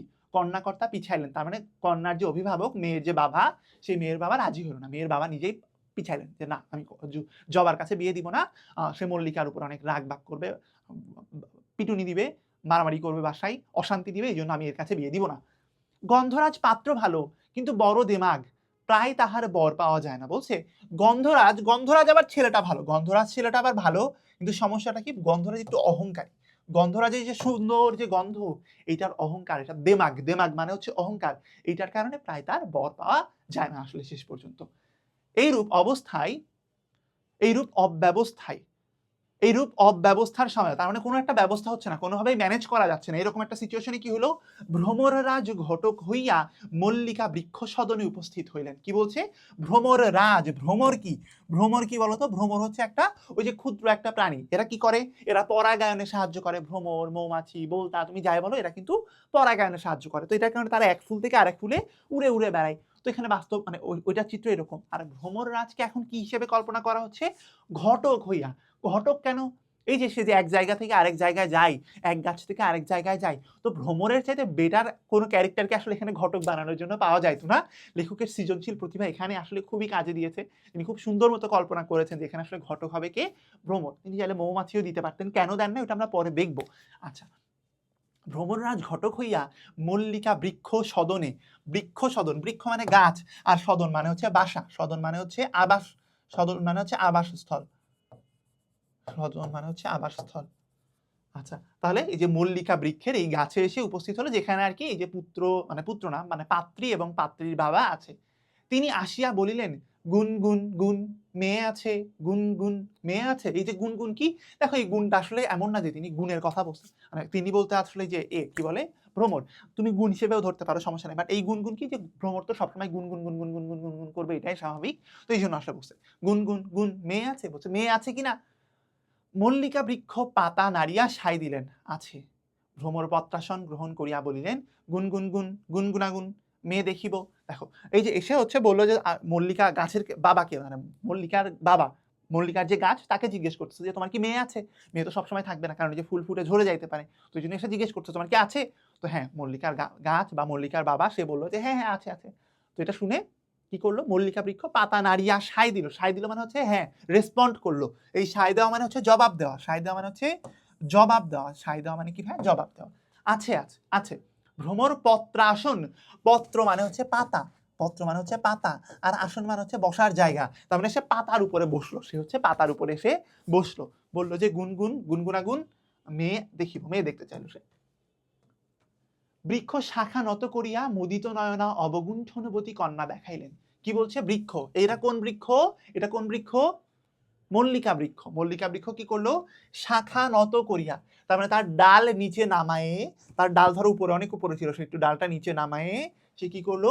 মুদিত নয়না, মুদিত মানে হচ্ছে চোখ বন্ধ, মুদিত মানে হচ্ছে বন্ধ, বন্ধ নয়না চোখ বন্ধ করা, অবগুণ্ঠনবতী, সে কি বলছে? বলছে সে চোখ বন্ধ করা অবগুণ্ঠনবতী কন্যা দেখালেন। দেখো এটা কিন্তু আমাদের মেয়ে দেখার যে কালচার আমাদের সমাজে একদম সবার আগে ধরো কে আসবে? একজন ওই যে কি বলে, ভুলে গেলাম, ভ্রমর জানি কি আমরা বলি? ঘটক। আচ্ছা, ওয়ার্ডটা ভুলে যাচ্ছি কেন আজকে। আচ্ছা, সে কি ওই যে কন্যা দেখতে আসবে, ঘটক সবার আগে সম্বন্ধ নিয়ে আসবে, কন্যা দেখবে, তারপরে আরো 10 বার 10 জন দেখতে আসবে, তারপরে শেষে এসে বলবে না এই মেয়েকে আমরা বিয়ে করবো না, মেয়ে সুন্দর না।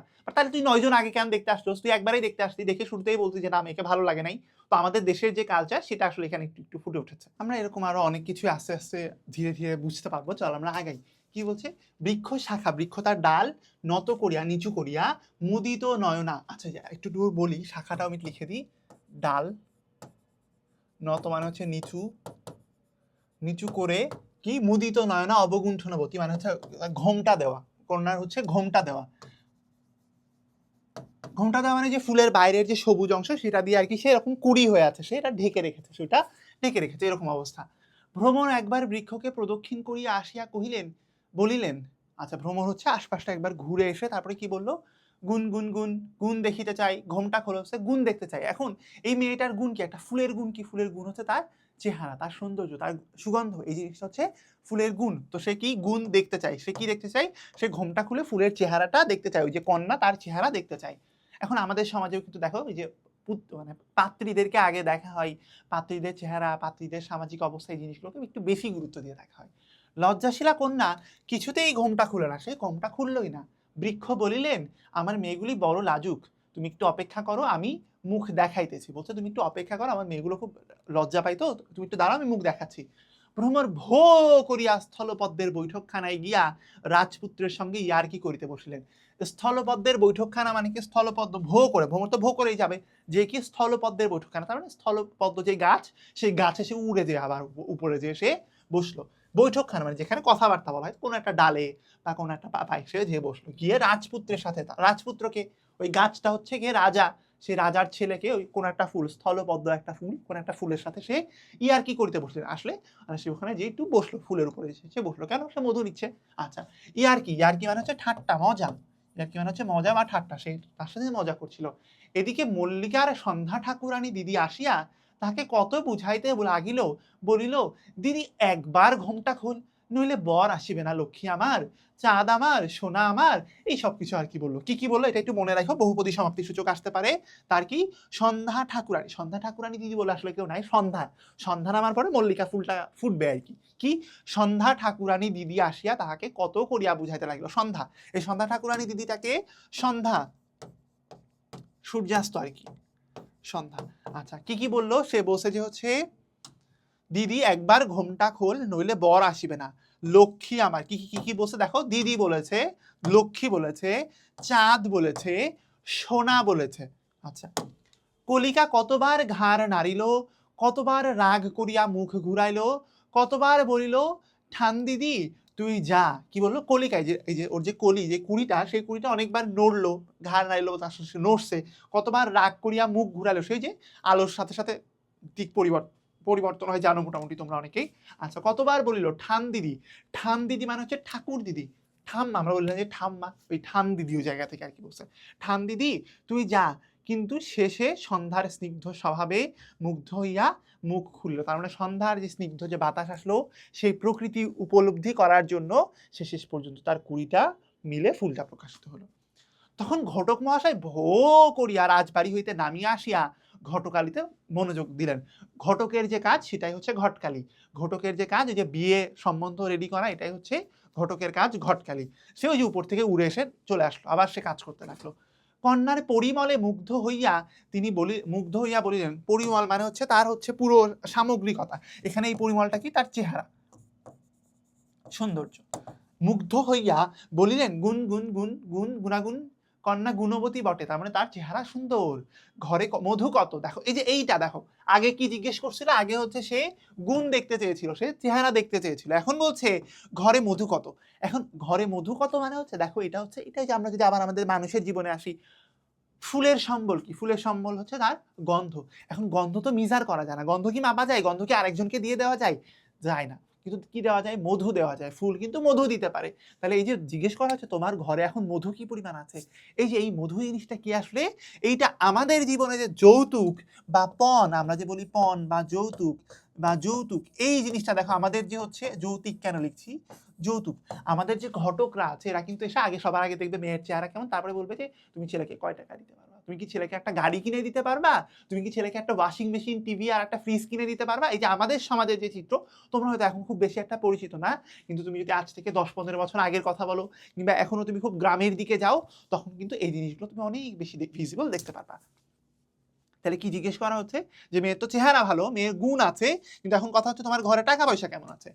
কন্যাকর্তা বৃক্ষ বললেন, ফর্দ দিবেন, কড়াই গন্ডায় বুঝিয়ে দিব। বলছে ফর্দ দিবেন না, আপনি একটা লিস্ট করে দিবেন। কি? আপনি লিস্ট এনে দিবেন, আপনার কি কি লাগবে সব দিয়ে দিব, কি কি লাগবে লিস্ট করে আনেন, সব দিব।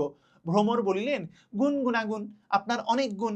ঘটকালিটা বলছে যে ঠিক আছে, আপনি খুব ভালো ভালো, আপনার প্রস্তাব ভালো, এখন হচ্ছে ঘটকালির টাকাটা যদি একটু দিয়ে দিতেন। ঘটকালি, ঘটকও কিন্তু টাকা নেই, ঘটক কিন্তু ফ্রিতে করে না। ঘটককে হচ্ছে অনেক পোশাক আশাক কিনে দিতে হয়, যদি দুই পক্ষের বিয়ে হয়, দুই পক্ষ থেকেই সে নাই, সাধারণত মেয়ে পক্ষ থেকে একটু বেশি নেই।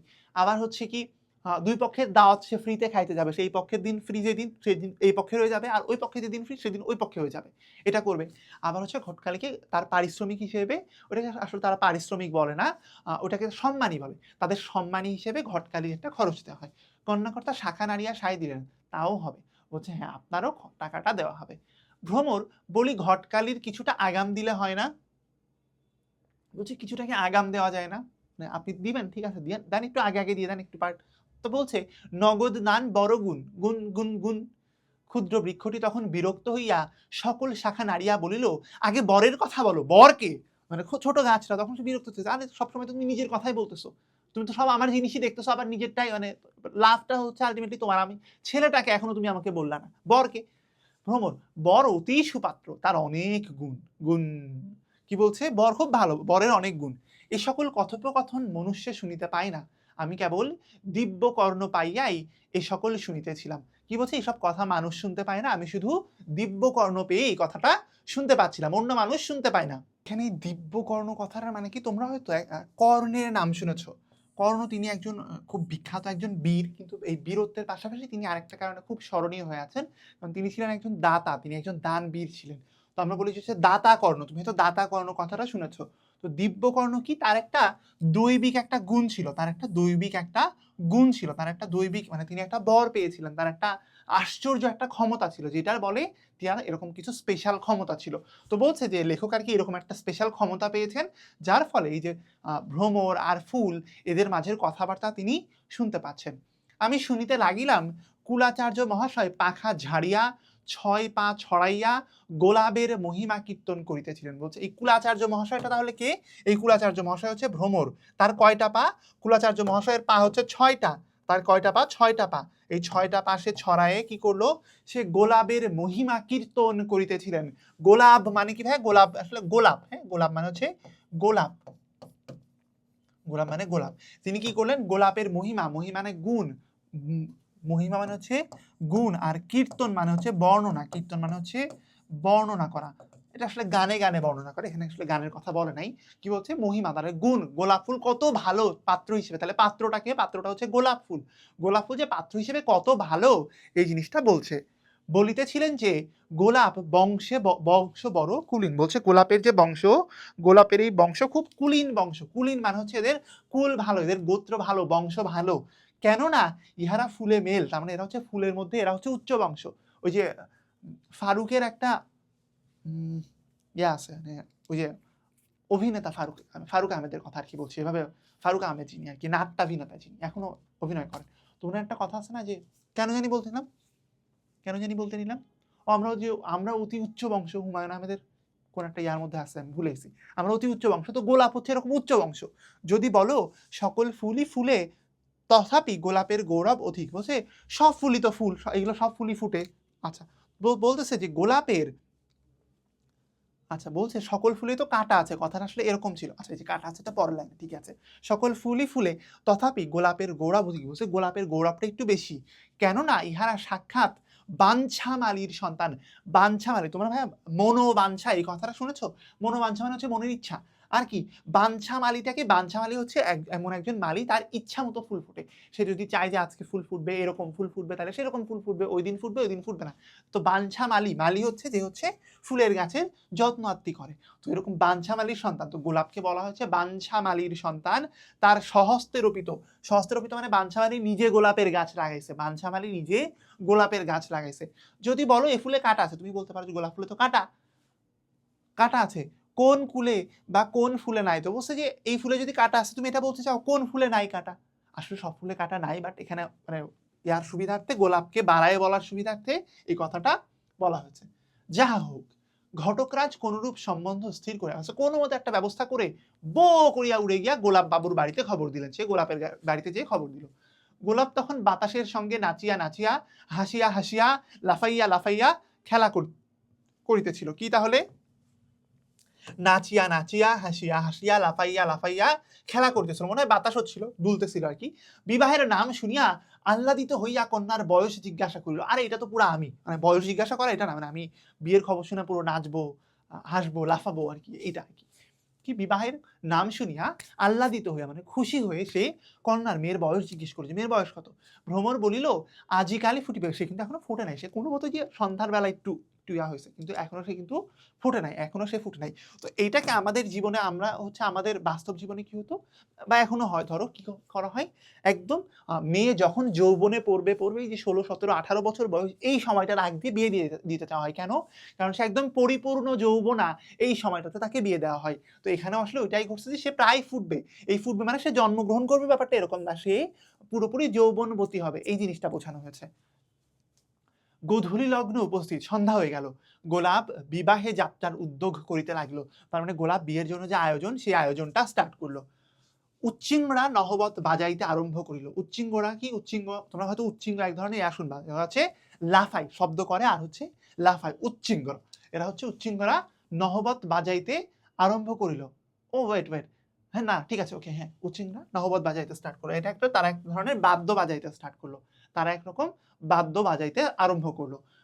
কি? মৌমাছি সানাইয়ের বায়না লইয়াছিল। মৌমাছি, দেখো যে এটা কেন, মৌমাছিও তো পরাগায়ন করে, মৌমাছিকে কেন এখানে বলে নাই ঘটক হিসেবে? কারণ হচ্ছে মৌমাছিকে বলা হচ্ছে, মৌমাছি হচ্ছে রাত কানা, মৌমাছি রাতে যাইতে পারে না, আর এই বিয়েটা হচ্ছে রাতের বেলা, তো ঘটক খালি মৌমাছিকে দিয়ে হচ্ছে না। মৌমাছি কি করেছিল? সে সানাইয়ের বায়না লইয়াছিল, সে সানাই বাজানোর যে দল, সেই বাদ্যযন্ত্রের দল নিয়ে মৌমাছি আসবে, কিন্তু মৌমাছি আসে নাই, মানে যাইতে পারতেছে না। কেন পারতেছে না? কারণ সে রাত কানা। পরীক্ষা আসবে রাত কানা কে? এমসিকিউ আসবে মৌমাছি। খাদ্যতেরা ঝাড় ধরিল, আকাশে তারাবাজি হইতে লাগলো, আর ঝাড় ধরলো। ঝাড় ধরা মানে যে ঝাড় বাতি, আলো। এই খাদ্যতেরা মানে কি? খাদ্যতেরা বলছি, খদ্যতেরা ভুল বলেছি আমি বাবা। খদ্যতেরা কি? খদ্যতেরা হচ্ছে কি বলে, এই যে আলো জ্বলে, মৌমাছি না, কি? জোনাকি, সরি, জোনাকি। খদ্যতেরা মানে হচ্ছে জোনাকিরা ঝাড় মানে আলো জ্বালাইতে থাকলো, আকাশে তারাবাজির মতো দেখা যাইতে লাগলো। কোকিল আগে আগে ফুকরাইতে লাগিল। কোকিল হচ্ছে আগে আগে শব্দ করতে করতে সে ডাকতে গেল। অনেক বরযাত্রী চলিল, স্বয়ং রাজকুমার স্থলপদ্ম দিবাবসানে অসুস্থকর বলিয়া আসিতে পারিলেন না। কি বলছে? এই রাজকুমার অসুস্থ না কিন্তু কি বলছে? রাজকুমার দিবাবসান মানে হচ্ছে সন্ধ্যা, দিনের অবসান, দিবা মানে দিন, অবসান মানে হচ্ছে সমাপ্তি, মানে দিনের সমাপ্তি মানে দিনের সমাপ্তি বা সন্ধ্যা। আচ্ছা কি হলো, সন্ধ্যার সময় সে গেল না। কেন গেল না? কারণ এইটাকে মনে করা হয় সন্ধ্যার সময়টা তার জন্য একটু অসুস্থকর, তার জন্য একটু অস্বাস্থ্যকর। এই সময়টাতে সে কোথাও যায় না, এই সময়টাতে সে কোথাও যায় না। তার মানে হচ্ছে সন্ধ্যার সময় স্থলপদ্ম একটু নুয়ে পড়ে, এই জন্য আর কি এটাকে বলা হচ্ছে সন্ধ্যার সময়টা হচ্ছে স্থলপদ্মের জন্য একটু অস্বাস্থ্যকর। আচ্ছা, কিন্তু জবা গোষ্ঠী মানে সব রকম জবা, শ্বেত জবা, রক্ত জবা, জরজ জবা প্রভৃতি সব অংশে আসিয়াছিল, মানে পুরো বংশ ধরে আসছিল। এই জরজ জবা মানে হচ্ছে হলুদ, জরদ মানে হচ্ছে হলুদ, হ্যাঁ, জরদ মানে হচ্ছে হলুদ, জরদ মানে হচ্ছে হলুদ। তাহলে কি জবা? শ্বেত মানে সাদা, এটাই তো লিখলাম না, শ্বেত মানে সাদা, সাদা জবা, লাল জবা, হলুদ জবা, মানে পুরো বংশ নিয়ে আসছিল। বংশ নিয়ে আসছিল মানে কি, লালের সাথে গোলাপি জবা আসছিল, সাদার সাথে একটু একটু হলুদাভ জবা আসছিল, এই হলুদ একদম হলুদের সাথে একটু কমলা জবা। আসলে আমি জানি না যে এত রকম জবা আছে কিনা, আমি তো শুধু লালটাই দেখছি, বাট এখানে যেহেতু বলা আছে অবশ্যই আছে। সব অংশে আসিয়াছিল। করবীদের দল সেকেলে রাজাদিগের মতো বড় উচ্চ ডালে চড়িয়া আসিয়া উপস্থিত হলো। তার মানে দেখো করবী ফুল, অনেক ফুলের নাম কিন্তু আমরা দেখতেছি। উচ্চ মানে রাজাদের মতো উচ্চ বংশ ডালে চড়িয়া কে আসলো? করবী ফুল।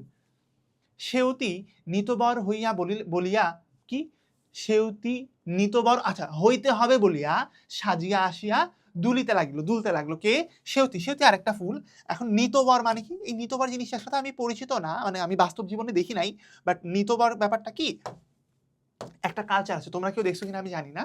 যে মনে করো আমি যাবো বিয়ে করতে, আমি যাবো একটা বিয়ে করতে, আমার বাসায় একটা ছোট পিচি আছে, আমার বাসায় একটা ছোট পিচি আছে, আমার ভাইয়ের ছেলে, আমার ভাইয়ের ছেলেটা বড় হয়ে গেছে, ধর অন্য কেউ একটা একটা ছোট পিচি আছে। এখন সেই পিচিটা আমি যেমনি সাজছি, সে একদম আমার মতো করে সাজবে। ধরো আমি যেই পাঞ্জাবি পরছি, সে আমার মতো এরকম একটা পাঞ্জাবি পরবে, আমি যে জুতা পরছি সে ওরকম একটা জুতা পরবে। তো সে আসলে বর না, কিন্তু সে পুরোপুরি বরের মতো করেই সাজছে, এরকম একটা বাচ্চা। তো এটাকে বলা হচ্ছে নিতবর। তো সেউতি, তাহলে নিতবর কে ছিল? বরকে বর হচ্ছে গোলাপ, বরকে বর হচ্ছে গোলাপ, বানান কি গোলাপ, ব দিয়ে গোলাপ। আর কি নিতবরকে, নিতবর হচ্ছে সেউতি। তো সেউতি খুব খুশি যে সে বরের মতো করে সাজছে, সে একটা বিয়ে বিয়ে ফিলিংস পাচ্ছে, তো সে এসে দুলতে লাগলো। গরদের জোর পড়িয়া চাপা আসিয়া দাঁড়াইলো, উগ্র গন্ধ ছুটিতে লাগলো। সে গরদের জোর পড়ে, একদম জোর পড়ে এসে কি চাপা, চাপা আর একটা ফুল, সে এসে দাঁড়াইলো এবং উগ্র মানে খুব কড়া গন্ধ, উগ্র মানে হচ্ছে খুব কড়া, উগ্র মানে হচ্ছে আগ্রাসী, আসলে এখানে উগ্র গন্ধ বলতে কড়া গন্ধ, তার কড়া গন্ধ, চাপা ফুলের গন্ধ অনেক মানে কি বলে, খুব জোরালো গন্ধ। গন্ধরাজেরা বড় বাহার দিয়া দলে দলে আসিয়া গন্ধ বিলাইয়া দেশ মাতাইতে লাগলো। তাই মানে তারা হচ্ছে একদম সবাই মিলে বিপুল পরিমাণে আসলো গন্ধরাজ। অশোক নেশায় লাল হইয়া আসিয়া উপস্থিত। অশোক আর একটা ফুল, হ্যাঁ, অশোক হচ্ছে আরেকটা ফুল, অশোক আর একটা ফুল।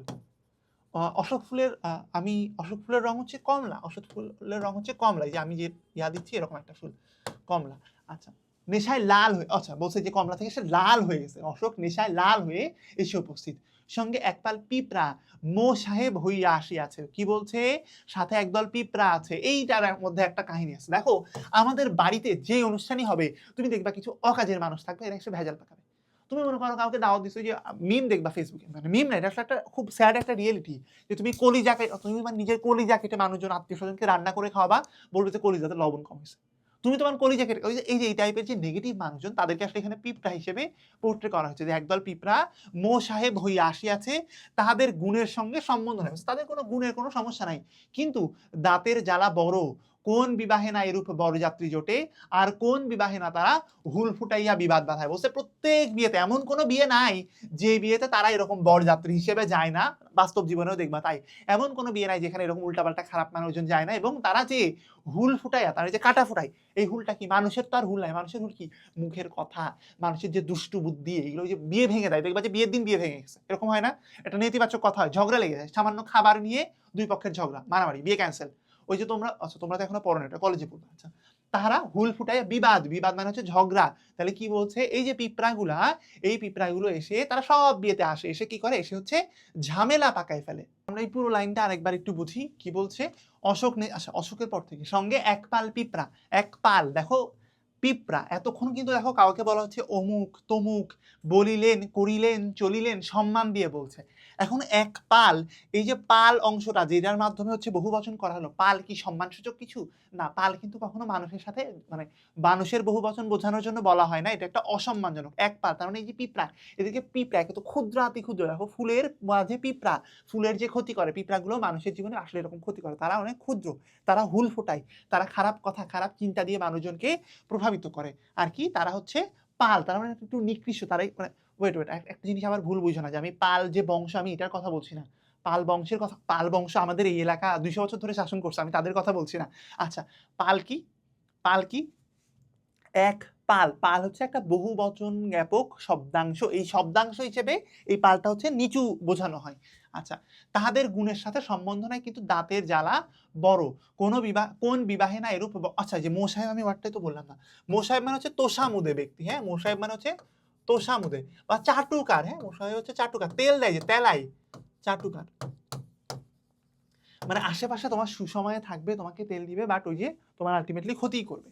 আচ্ছা, কইছিলাম আমরা কুরুবক কুটোজ প্রভৃতি আরো অনেক বরযাত্রী আসিয়াছিলেন, এরকম অনেক ফুল কিন্তু আমরা আশেপাশে পাচ্ছি। আচ্ছা, ঘটক মহাশয়ের কাছে তাহাদের পরিচয় শুনিবেন, এটা তার ঘটকের কাছ থেকে তাদের পরিচয় শোনা যাবে। সর্বত্রই তিনি যাতায়াত করেন এবং কিছু কিছু মধু পায়া থাকেন, তিনি সবার কাছে যান এবং দিয়ে সবার থেকে একটু একটু করে মধু নেন। মধু নাই কে? ভ্রমর মধু নাই। আমারও নিমন্ত্রণ ছিল, আমিও গেলাম। দেখি বরপক্ষের বড় বিপদ, বাতাস বাহকের বায়না লইয়া ছিল, তখন হুম হুম করিয়া অনেক মর্দানি করিয়াছিলেন। বলছে যে কি লেখকেরও দাওয়াত ছিল, কে লেখকটাকে বঙ্কিমচন্দ্র, তারও দাওয়াত ছিল। তিনি যে কি দেখলেন, তিনি যে দেখলেন বরপক্ষের খুব বিপদ। কেন বরপক্ষের বিপদ? বরপক্ষ তো যাত্রা করে কনের বাড়িতে যাবে। এখন যাওয়ার জন্য কার যাওয়ার কথা ছিল? এটাও কি পরাগায়নের আরেকটা মাধ্যম কিন্তু হচ্ছে ভাই বায়ু মাধ্যম। আচ্ছা, তো এখন বাতাস থাকলে যাওয়া যায়, তো আর না থাকলে নাই। তো বলছে বাতাস বাহকের বায়না লয়া ছিল, মানে বাতাসের হচ্ছে এসে এই বরযাত্রীদেরকে ওই বাড়িতে নিয়ে যাওয়ার কথা ছিল। কার? কনের বাড়িতে, মল্লিকার বাড়িতে নিয়ে যাওয়ার কথা ছিল। তখন হুম হুম করিয়া অনেক বাতাস, হুম হুম করে বাতাস, জোরে বাতাস হয়েছে, তার মানে হচ্ছে জোরে বাতাস দেখে সবাই ভাবছে যে বাতাস সন্ধ্যার সময় আমাদেরকে এসে নিয়ে যাইতে পারবে। খুব করিয়া অনেক মর্দানি, মর্দানি কি? মরদ। ভাইয়া তোমরা কি মর্দ বা মরদ এই জিনিসটা শুনছো? মর্দ মানে হচ্ছে পুরুষ, আর মর্দানি মানে হচ্ছে পুরুষত্ব। খুব বীরত্ব দেখাইছিল তখন তুমি, বাতাস তখন হুম করে বিশাল জোরে বাতাস হইছে, তখন খুব বীরত্ব দেখাইছো। কিন্তু এখন কাজের সময় কোথায় লুকাইলেন, কেহ খুঁজিয়া পায় না। বাতাস তার মানে কাজের সন্ধ্যাবেলা আর আসতেছে না। দেখিলাম বরযাত্রী সকলে অবাক হইয়া স্থির ভাবে দাঁড়াই আছেন, কেউ যাইতে পারতেছে না। মল্লিকা দিগের কুল যায় দেখিয়া আমি বাহকের কার্য স্বীকার করলাম। বলছে মল্লিকার তো কুল যায়। কুল যা কি? তোমরা ভাই একটা জিনিস শুনবা, যে সনাতনী যে রীতি, সনাতনী রীতিতে লগ্ন বলে একটা কথা আছে। লগ্ন, বিয়ের জন্য একটা নির্ধারিত একটা লগ্ন থাকে। এখন ওই লগ্নের ভেতরে যদি পাত্রীকে বিয়ে দেওয়া না যায়, সেই পাত্রী হচ্ছে লগ্ন ভ্রষ্টা হয়, তার অমঙ্গল হয়। তো এই যে কি কুল যায় দেখি, এত কুল যাওয়াটা কি? লগ্ন ভ্রষ্টা হওয়া। তো মল্লিকা লগ্ন ভ্রষ্টা হবে, তার খুব অমঙ্গল হবে। তো এই বিপদ আশঙ্কা করে সে কি করলো, দেখো এই যে পাত্রীদের কুল যায়, এটার মাধ্যমে কিন্তু লেখক আমাদের বাস্তব জীবনে একটা জিনিস টাচ করলেন, যে কুল কার যাই? যাইতে পারতেছে না ভাই, তোর যাওয়ার কথা ছিল বিয়ে করতে, তোর বাস আসে নাই, তোর গাড়ি আসে নাই, তুই অসম্মানিত হবি না?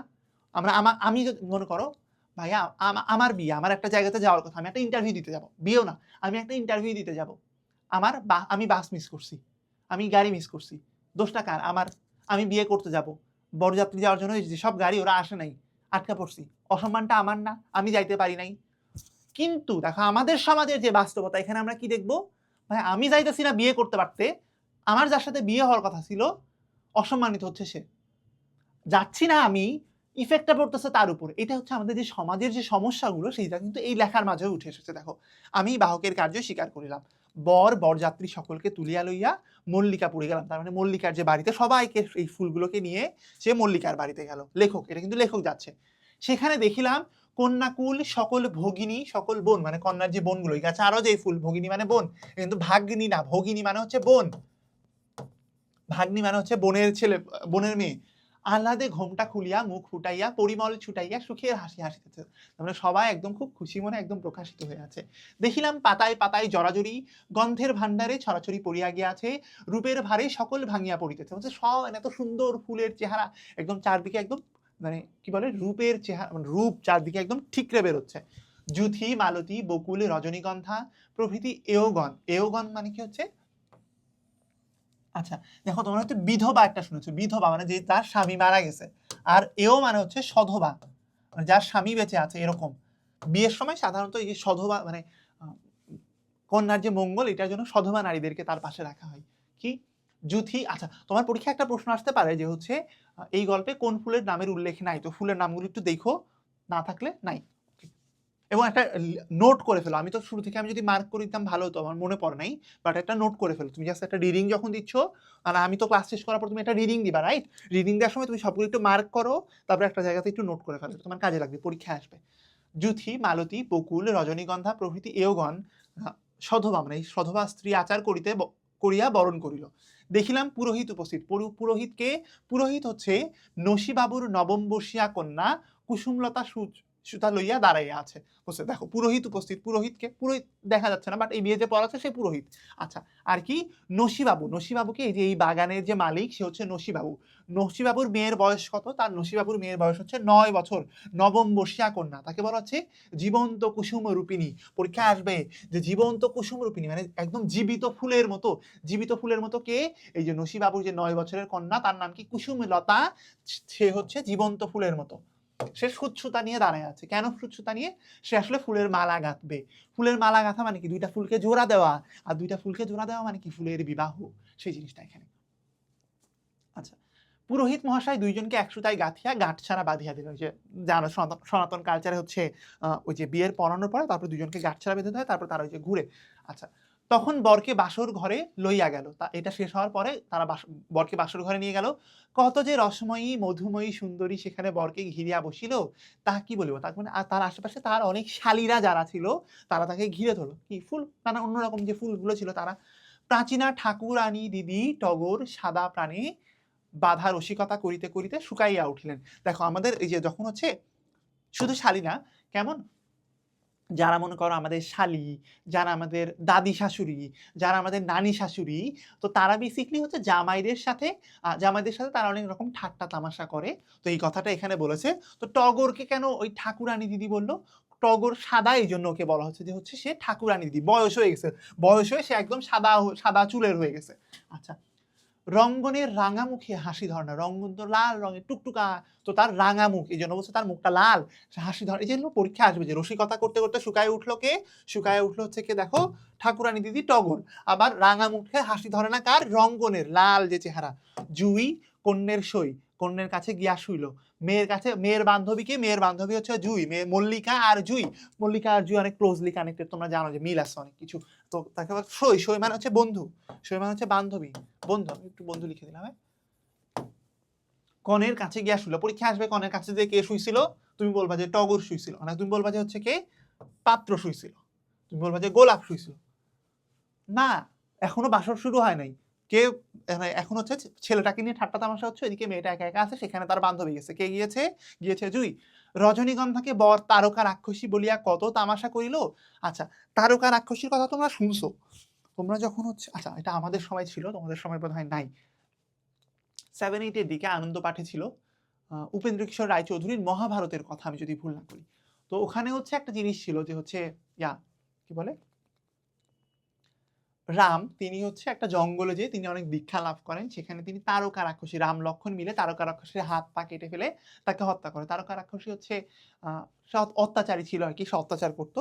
তো তাকে এই রজনীগন্ধাকে বলা হয়েছে সে তারকা রাক্ষসী বলে ঠাট্টা করা হলো। তাহলে তারকা রাক্ষসী বলে ঠাট্টা করা হয়েছিল কাকে?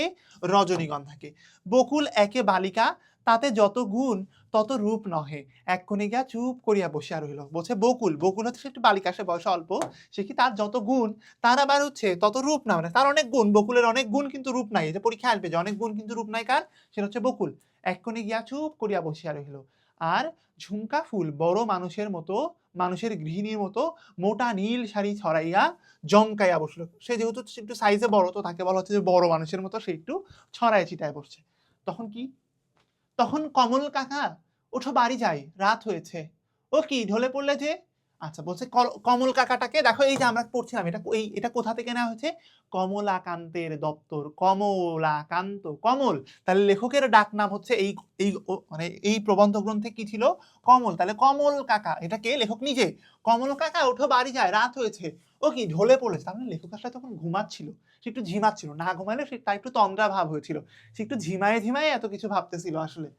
কুসুমলতা এই কথা বলিয়া আমার গা ঠেলিতেছিল। এই কুসুমলতাটা জানি কে? চেনা চেনা লাগে। কুসুমলতাটা কে? কুসুমলতা হচ্ছে এই যে মসিবাবুর যে মেয়ে, কই নসিবাবুর যে মেয়ে, নবম বর্ষিয়া কন্যা, কই যে কুসুমলতা, এই কুসুমলতাটা কে? নসিবাবুর মেয়ে। সে কি বলছে? এই কথা বলে তাকে গাথে ঠেলছে, এই উঠো উঠো, সন্ধ্যা হচ্ছে তো চলো যাই। চমক হইলে দেখিলাম কিছুই নাই। তার যখন ঘুম ভাঙলো তখন আসলে সে দেখলো ওই ফুলের বিয়ে টিয়ে কিছুই না, সে স্বপ্ন দেখতেছিল। সেই পুষ্প বাসর কোথায় মিশিল? সেই যে পুষ্পের যে ফুলের যে বাসর হচ্ছিল, এই বাসর কোথায় হারাই গেল, পাচ্ছি না। মনে করিলাম সংসার অনিত্যই বটে। নিত্য মানে হচ্ছে অবিনশ্বর, নিত্য মানে হচ্ছে অবিনশ্বর, মানে সব সময় যে থাকে। নিত্য মানে হচ্ছে অবিনশ্বর, নিত্য মানে হচ্ছে ইমোর্টাল। হ্যাঁ, নিত্য মানে হচ্ছে ইমোর্টাল, মানে যে শেষ হয় না, যেটা মরে না একদম। ওই যে আমরা বললাম যে নিত্য বৃত্ত অতীত, নিত্য বৃত্ত বর্তমান, যেটা সবসময় হয়, ইউনিভার্সাল ট্রুথ। নিত্য মানে হচ্ছে ইউনিভার্সাল। তো বলছে সংসার অনিত্য, তার মানে সংসার হচ্ছে ইউনিভার্সাল না, সংসার হচ্ছে মানে আজীবনকালে না, সংসার এই আছে এই নাই, সংসার এই থাকে এই নাই। দেখো এই যে এখানে খুব ফিলোসফি তিনি একটা দিয়ে দিলেন, যে কি বলতেছে যে তিনি কেবল স্বপ্ন দেখতেছিল, স্বপ্ন ভেঙে যায়, তার কাছে মনে হচ্ছে যে সংসার এই আছে এই নাই। তো এই ব্যাপারটা আসলে কি? এই যে আমাদের দেখো সংসার কত অনিশ্চয়তা। তুমি অনেক সুন্দর একটা সংসার তৈরি করলা, তারপরে তুমি হঠাৎ একদিন মারা গেলা। তুমি কেবল বিয়ে করছো রে বাবা, তোমার একটা বাচ্চা হবে হবে করতেছে, বউয়ের পেটে আছে, তুমি মারা গেলা একদিন। এরকম হইতে পারে। আবার হইতে পারে তুমি তোমার সারাটা জীবন এত পরিশ্রম করছো, এত পরিশ্রম করছো, কিংবা ধরো আমাদের বাবা মা সারাটা জীবন অনেক পরিশ্রম করছে, আমার বাবা মা ধরো এখন তারা এক্সপেক্ট করে যে হচ্ছে আমি যখন হচ্ছে আর একটু বড় হবো, পড়াশোনাটা একদম শেষ হবে, সবকিছু যখন শেষ করবো, একটু গোছায় উঠবো, আমি একটা ভালো চাকরি করব, আমার সংসার হবে, আমি একটু গোছায় উঠবো, তখন আমার বাবা মা এসে আমার সাথে একটু থাকবে, তারা তাদের জীবনে একটু অবসর। এখনো তো তারা আমার জন্য পরিশ্রম করতেছে, কিন্তু একটা সময় আসবে যখন তাদের সব কাজ শেষ হবে, তো তখন যে তাদের জীবনে একটু যে শান্তি। আমি এরকম আমার একজন আত্মীয়কে চিনি, তো তার জীবনে এই ফেজটা যখন আসলো, তার সন্তানরা যখন প্রতিষ্ঠিত হলো, হুট করে তিনি একদিন মারা গেলেন। তার হচ্ছে দুইটা মেয়ের বিয়ে হয়ে গেল, এরকম একটা সময় বিয়ে হয়েছে, তার মানে তার মেয়েদের দিকটা একটু গোছানো হলো, মেয়েদের দায়িত্ব তার শেষ হলো। ছেলেদের একটা ছেলে মানে দুইটা ছেলেরই খুব ভালো ভালো জায়গাতে চাকরি, মানে তারা সবাই অ্যাপয়েন্টমেন্ট লেটার পেয়ে গেছে, এখনো জয়েন করে নাই। এরকম সময় আমার কাজিন সে মারা গেল। তো এই যে জীবনে যে হঠাৎ যে সংসার, এটা হঠাৎ শেষ হয়ে যেতে পারে, এরকম একটা জিনিস বলছে যে সংসার এই আছে এই নেই। সে রম্য বাসর কোথায় গেল? রম্য মানে সেই রসাত্মক যে বাসর, যে রস পাচ্ছিল মজার, সেই বাসরটা কোথায় গেল? সেই হাস্যমুখী শুভ্র স্মিত সুধাময়ী পুষ্প সুন্দরী সকল কোথায় গেল? তুমি বুঝতে পারছো যে বঙ্কিমচন্দ্রের কত কঠিন। শুভ্র মানে হাস্যমুখী, মানে হচ্ছে হাসি মুখের, কি শুভ্র মানে সাদা, স্মিত মানে খুবই মিষ্টি, সুধা মানে হচ্ছে কি? সুধা মানে হচ্ছে অমৃত, একদম বলছে অমৃত, অমৃত বলছে পুষ্প সুন্দরী সকল, সুন্দর ফুল, এরা কোথায় গেল? সেখানে সব যাইবে, সেইখানে স্মৃতির দর্পণ তলে। বলছে যেখানে সব যাইবে সেইখানে স্মৃতির দর্পণ তলে ভূত সাগর গর্ভে। তো বলছে যেখানে সব যাবে, মানে একদিন তো জীবনে সব সমাপ্তি হবে, একদিন সব বিস্মৃতির আড়ালে চলে যাবে, এরা সব সেই জায়গাতে চলে গেছে। যেখানে রাজা প্রজা পর্বত সমুদ্র গ্রহ নক্ষত্রাদি গিয়াছে বা যাইবে, সেইখানে ধ্বংসপুরে। বলছে একদিন কিন্তু সব এই যে যত রাজা প্রজা মানুষ অন্যান্য প্রাণী প্রকৃতি ঘর বাড়ি যা যা কিছু আছে, পর্বত সমুদ্র নক্ষত্র, সব তো একদিন যে ধ্বংস হবে, আস্তে আস্তে যে হচ্ছে ধ্বংস, এবং এক সময় যে সব ধ্বংস যাবে, সেখানে এগুলা চলে গেছে। এই বিবাহের ন্যায় সব শূন্যে মিশাবে। এই বিয়ে যেরকম হুট করে হারায় গেল, কিচ্ছু নাই হয়ে গেছে, তো আমাদের যে প্রাণ সংসার, আমাদের যে জীবন, আমাদের যে কর্মকাণ্ড, সব একদিন শেষ হয়ে যাবে, সব বাতাসে গলিয়া যাইবে। কুসুম বলিল, ওঠো না, কি করছো? উঠতেছো না কেন, কি করতেছো? আমি বলিলাম, দূর পাগলি, আমি বিয়ে দিচ্ছিলাম। সে বলছে আয় ধুর, আমি বিয়ে দিচ্ছিলাম। কার বিয়ে দেখি? কুসুম ঘেসে এসে, মানে কাছে এসে ঘেসে দাঁড়ালো, বলো হেসে এসে কাছে দাঁড়াই আদর করিয়া জিজ্ঞাসা করিল, কার বিয়ে কাকা? আমি বলিলাম, ফুলের বিয়ে। ও পোড়া কপাল, ফুলের? আমি বলি কি, আমিও এই যে ফুলের বিয়ে দিয়েছি। কি বলছে? এই যে ওই যে মেয়েটা কুসুম, ও কুসুমলতা, কুসুমলতাই তো নাম, আমি ভুলে গেলাম না। হ্যাঁ কুসুমলতা, ঠিক আছে। কুসুমলতা সে কি বললো? আমিও তো দিলাম, আমিও তো ফুলের বিয়ে দিয়েছি। তো লেখক বলছে কই এই যে মালা গেঁথেছি, সে ফুলের মালা গেঁথেছে। মালা গাঁথাও কিন্তু একরকম তাদেরকে জোড়া দেওয়া, মানে বিয়ে দেওয়া, জোড়া দিয়েছি। দেখিলাম সেই মালায় আমার বরকন্যা রহিয়াছে, বলছে সেই মালায় দেখা গেল যে তার বরকন্যা আছে, সেই মালায় তার বরকন্যা আছে। বরকন্যা আছে মানে কি, সেখানে সেই মালার মধ্যে গোলাপও আছে, আবার সেই মালার মধ্যে মল্লিকাও আছে। তাহলে বোঝা গেল যে সেও আসলে একটা বিয়ে দিতে পেরেছে। এখন তাহলে চলো আমরা একটু শব্দার্থগুলো দেখে ফেলি এরপরে, যদিও আমরা বেশিরভাগ শব্দার্থ অলরেডি কভার করে ফেলছি। একদম প্রথমে যেটা কি বলেছে, কন্যা ভারগ্রস্ত। আমি তোমাকে অলরেডি বললাম এটা একটা নেগেটিভ ওয়ার্ড। কন্যা ভারগ্রস্ত, কি সমস্যা এই শব্দটাতে? সমস্যাটা হচ্ছে কন্যাকে ভার হিসেবে দেখা হচ্ছে, পুত্রদেরকে কিন্তু দেখা হয় না। বাট তোমার বইয়ে যে কথাটা বলা আছে যে কি, কন্যা ভারগ্রস্ত মানে হচ্ছে এমন একজন পিতা যার কন্যা প্রাপ্তবয়স্ক হয়েছে এবং তাকে সামনে বিয়ে দিতে হবে। আচ্ছা, এটা আসলে কন্যা না, এটা কন্যা বলা উচিত। ওকে। সম্বন্ধের, সম্বন্ধ কি? সম্বন্ধ মানে হচ্ছে বিয়ের যে আয়োজন নিয়ে আসা, প্রস্তাব নিয়ে আসা, এটাকে আমরা বলি সম্বন্ধ আনা। আর সম্বন্ধের মানে হচ্ছে বিয়ের, সম্বন্ধের মানে হচ্ছে বিয়ের। আর এমনিতে সম্বন্ধ মানে হচ্ছে সম্পর্ক, এমনিতে সম্বন্ধ মানে হচ্ছে সম্পর্ক। কন্যাকর্তা, কন্যাকর্তা মানে কন্যার যে কর্তা, কন্যার যে অভিভাবক, এটা আসলে কন্যা, কন্যা, কন্যার যে অভিভাবক। এটা আর কি? আচ্ছা, এটা আরেকটা, কন্যার অভিভাবক। পত্রাসন, পত্রাসন আমি এটা ভেঙে অলরেডি বলছি। পত্র মানে হচ্ছে পাতা, আর আসন মানে হচ্ছে বসার জায়গা। পাতার উপরে যে ভ্রমর এসে বসলো, এটাকে বলা হচ্ছে পত্রাসন। অবগুণ্ঠন বতী, অবগুণ্ঠন বর্তি লেখা আছে, এটা বতী হবে, হ্যাঁ। অবগুণ্ঠন বতী, অবগুণ্ঠন মানে হচ্ছে ঘোমটা। এই যে উপর থেকে ঘোমটাটা টেনে যে এই পর্যন্ত দেওয়া হলো, এটাকে বলা হচ্ছে অবগুণ্ঠন টানা। আর এই যে ফুল, দেখো একটা জিজ্ঞেস করা হয়েছিল, পাত্র কিন্তু গোলাপ, গোলাপ যখন জিজ্ঞেস করলো যে হচ্ছে পাত্রীর বয়স কত, তখন বলা হয়েছিল কি যে পাত্রী হচ্ছে ফুটবে, প্রায় ফুটবে, এরকম অবস্থা। তার মানে এখনো হচ্ছে ফুলের উপরে এক ধরনের একটা ঘোমটা টানা আছে, এবং সে হচ্ছে সন্ধ্যার দিকে একটু প্রস্ফুটিত হয়েছে। এই যে ঘোমটা টানা, এই জন্য একে বলা হচ্ছে সে হচ্ছে ফুলটা অবগুণ্ঠনবতী। আর এমনিতে অবগুণ্ঠন মানে হচ্ছে ঘোমটা, আর অবগুণ্ঠনবতী মানে হচ্ছে সেই নারীরা যারা হচ্ছে ঘোমটা টেনে রেখেছে। ইয়ার্কি, ইয়ার্কি মানে তোমরা সবাই জানো রসিকতা বা ফাজলামি। সন্ধ্যা ঠাকুরানী দিদি, এই সন্ধ্যা ঠাকুরানী দিদি কেন? এটা আসলে সন্ধ্যাকেই বলা হয়েছে। এখন সন্ধ্যা একটা সময় তো আর এসে তোমাকে রিকোয়েস্ট করতে পারে না, রিকোয়েস্ট করতে হলে একটা মানুষ লাগবে। তো কবি বা লেখক, কবি না বেসিক্যালি লেখক, লেখক সেই চরিত্রটা কিভাবে তৈরি করেছেন, সন্ধ্যাকে সন্ধ্যা ঠাকুরানী দিদির চরিত্রে চিত্রিত করেছেন। পরিমল, পরিমল মানে হচ্ছে যে সামগ্রিকতা। এখন ফুলের সামগ্রিকতার মধ্যে কি আছে, ফুলের একটা হচ্ছে বাহ্যিক সৌন্দর্য, আর একটা হচ্ছে সুগন্ধ। তো এখানে পরিমল বলতে কি বোঝানো হয়েছে, পরিমল বলতে সুগন্ধ বুঝিয়েছে। গন্ধোপাধ্যায়, গন্ধোপাধ্যায় মানে হচ্ছে গন্ধের উপাধ্যায়, গন্ধের উপাধ্যায় মানে হচ্ছে গন্ধের যে রাজা, সেটা বোঝানোর জন্য গন্ধোপাধ্যায় বলা হয়েছে। কুলাচার্য, কুল যোগ আচার্য, তার মানে যে কুলের যে প্রধান, তোমার বংশের যে প্রধান, মনে করো তোমার বড় চাচা, দেখা যাবে তোমার বংশের প্রধান হচ্ছে বড় চাচা, কিংবা মনে করো আসলে আরো বড়, মানে আসলে কুল, কুল, কুল বলতে ধরো মানুষ, মানুষের পুরো কুল, মানুষের প্রধান আমি তোমাকে বলবো, ধরো মানুষের আমি যদি কুলাচার্য বলি, তাহলে বলবো যে আমেরিকা হচ্ছে মানুষের কুলাচার্য, এই টাইপের একটা ব্যাপার। আচ্ছা, এমনিতে কুলাচার্য কেমন? মনে করো একটা নৃগোষ্ঠী থাকে, একটা নৃগোষ্ঠী ধরো একটা এলাকায় আছে, যে ওই এলাকার মধ্যে 1000টা ঘর আছে, 1000টা ঘরে ধরো হচ্ছে 4000 বা 5000 মানুষ আছে। এই 5000 মানুষের মধ্যে দেখবে যে একজন খুবই প্রধান, তার কথা সবাই একদম মান্য করে। তো ওই ব্যক্তিটা হচ্ছে কুলাচার্য। তো ভ্রমরদের মধ্যে ধরো ভ্রমর, এই যে আজকে আমাদের যে ভ্রমর ঘটকালি করলো, সে তার কুলের আচার্য হতে পারে, সেই কুলাচার্য। আবার হচ্ছে আমরা যদি বলি ফুল, পুরো ফুলের, ফুলের কুলাচার্যকে, ফুলের যে রাজা সেই বংশটা, তারা এরকম। কুলের আচার্য। আর বংশের প্রধান পুরোহিত, সাধারণত আমাদের যে হচ্ছে সনাতনী যে সংস্কৃতি, সনাতনী সংস্কৃতিতে সবচেয়ে বেশি মান্য করা হচ্ছে ওই যে বংশের সবচেয়ে সিনিয়র যে পুরোহিত থাকে, সবচেয়ে প্রধান যে পুরোহিত, তাকে মিন করা হয়। বাঞ্ছামালি অলরেডি বললাম, ওই যে মনো বাঞ্ছা দিয়ে তুমি চাইলে মনে রাখতে পারো যে মনের ইচ্ছা। তো বাঞ্ছামালি হচ্ছে এমন একজন মালি যে তার ইচ্ছা মতো ফুল ফোটাতে পারে। খদ্দত মানে হচ্ছে জোনাকি পোকা। খদ্দত এরা কি করেছে, এরা হচ্ছে ঝাড় বাতির মতো ফাংশন করেছে, আর হচ্ছে আকাশে তারাবাজির মতো ফুটিয়েছে। আচ্ছা, এওগণ, এওগণ, এই যে গণ অংশটা হচ্ছে বহুবচন জ্ঞাপক শব্দাংশ। আর এও মানে হচ্ছে সধবা নারীরা, এও মানে হচ্ছে সধবা নারীরা। কমল কাকা, কমল কাকা, এই যে তুমি জানো যে হচ্ছে এই প্রবন্ধটা কোথা বা এই গল্পটা কোথা থেকে নেওয়া হয়েছে, কমলাকান্তের দপ্তর, সে জায়গা থেকে। এই যে কমলাকান্ত, এই কমলাকান্তের ডাকনাম হচ্ছে কমল। আর এখানে এখানে যে মেয়েটা ছিল নবম বর্ষীয়া কন্যা নসিবাবুর, সেই নবম বর্ষীয়া কন্যা, সে হচ্ছে কমলাকান্তকে ডাকে হচ্ছে কমল কাকা। কর্ম অনুশীলন চলো আমরা একটু দেখি। আমি তোমাকে অলরেডি একটা কাজ বলেছি। প্রথম কাজটা কি, এখানে যতগুলো ফুলের নাম আছে সেই ফুলের নামগুলো নোট করো। পরীক্ষায় এমসিকিউ তোমার আসবে যে নিচের কোন ফুলের নামটা এটার মধ্যে উল্লেখ নাই, এবং এটা কোনো না কোনো একটা বোর্ডে অবশ্যই আসবে, দেখো সামনে।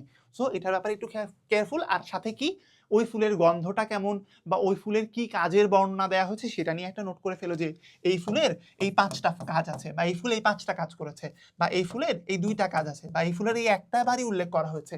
তো কার কি নামে বা কি কারণে তাকে উল্লেখ করা হলো সেটা একটু মনে রেখো, এমসিকিউতে আসবে। আচ্ছা, বাকি দুইটা একটু দেখি।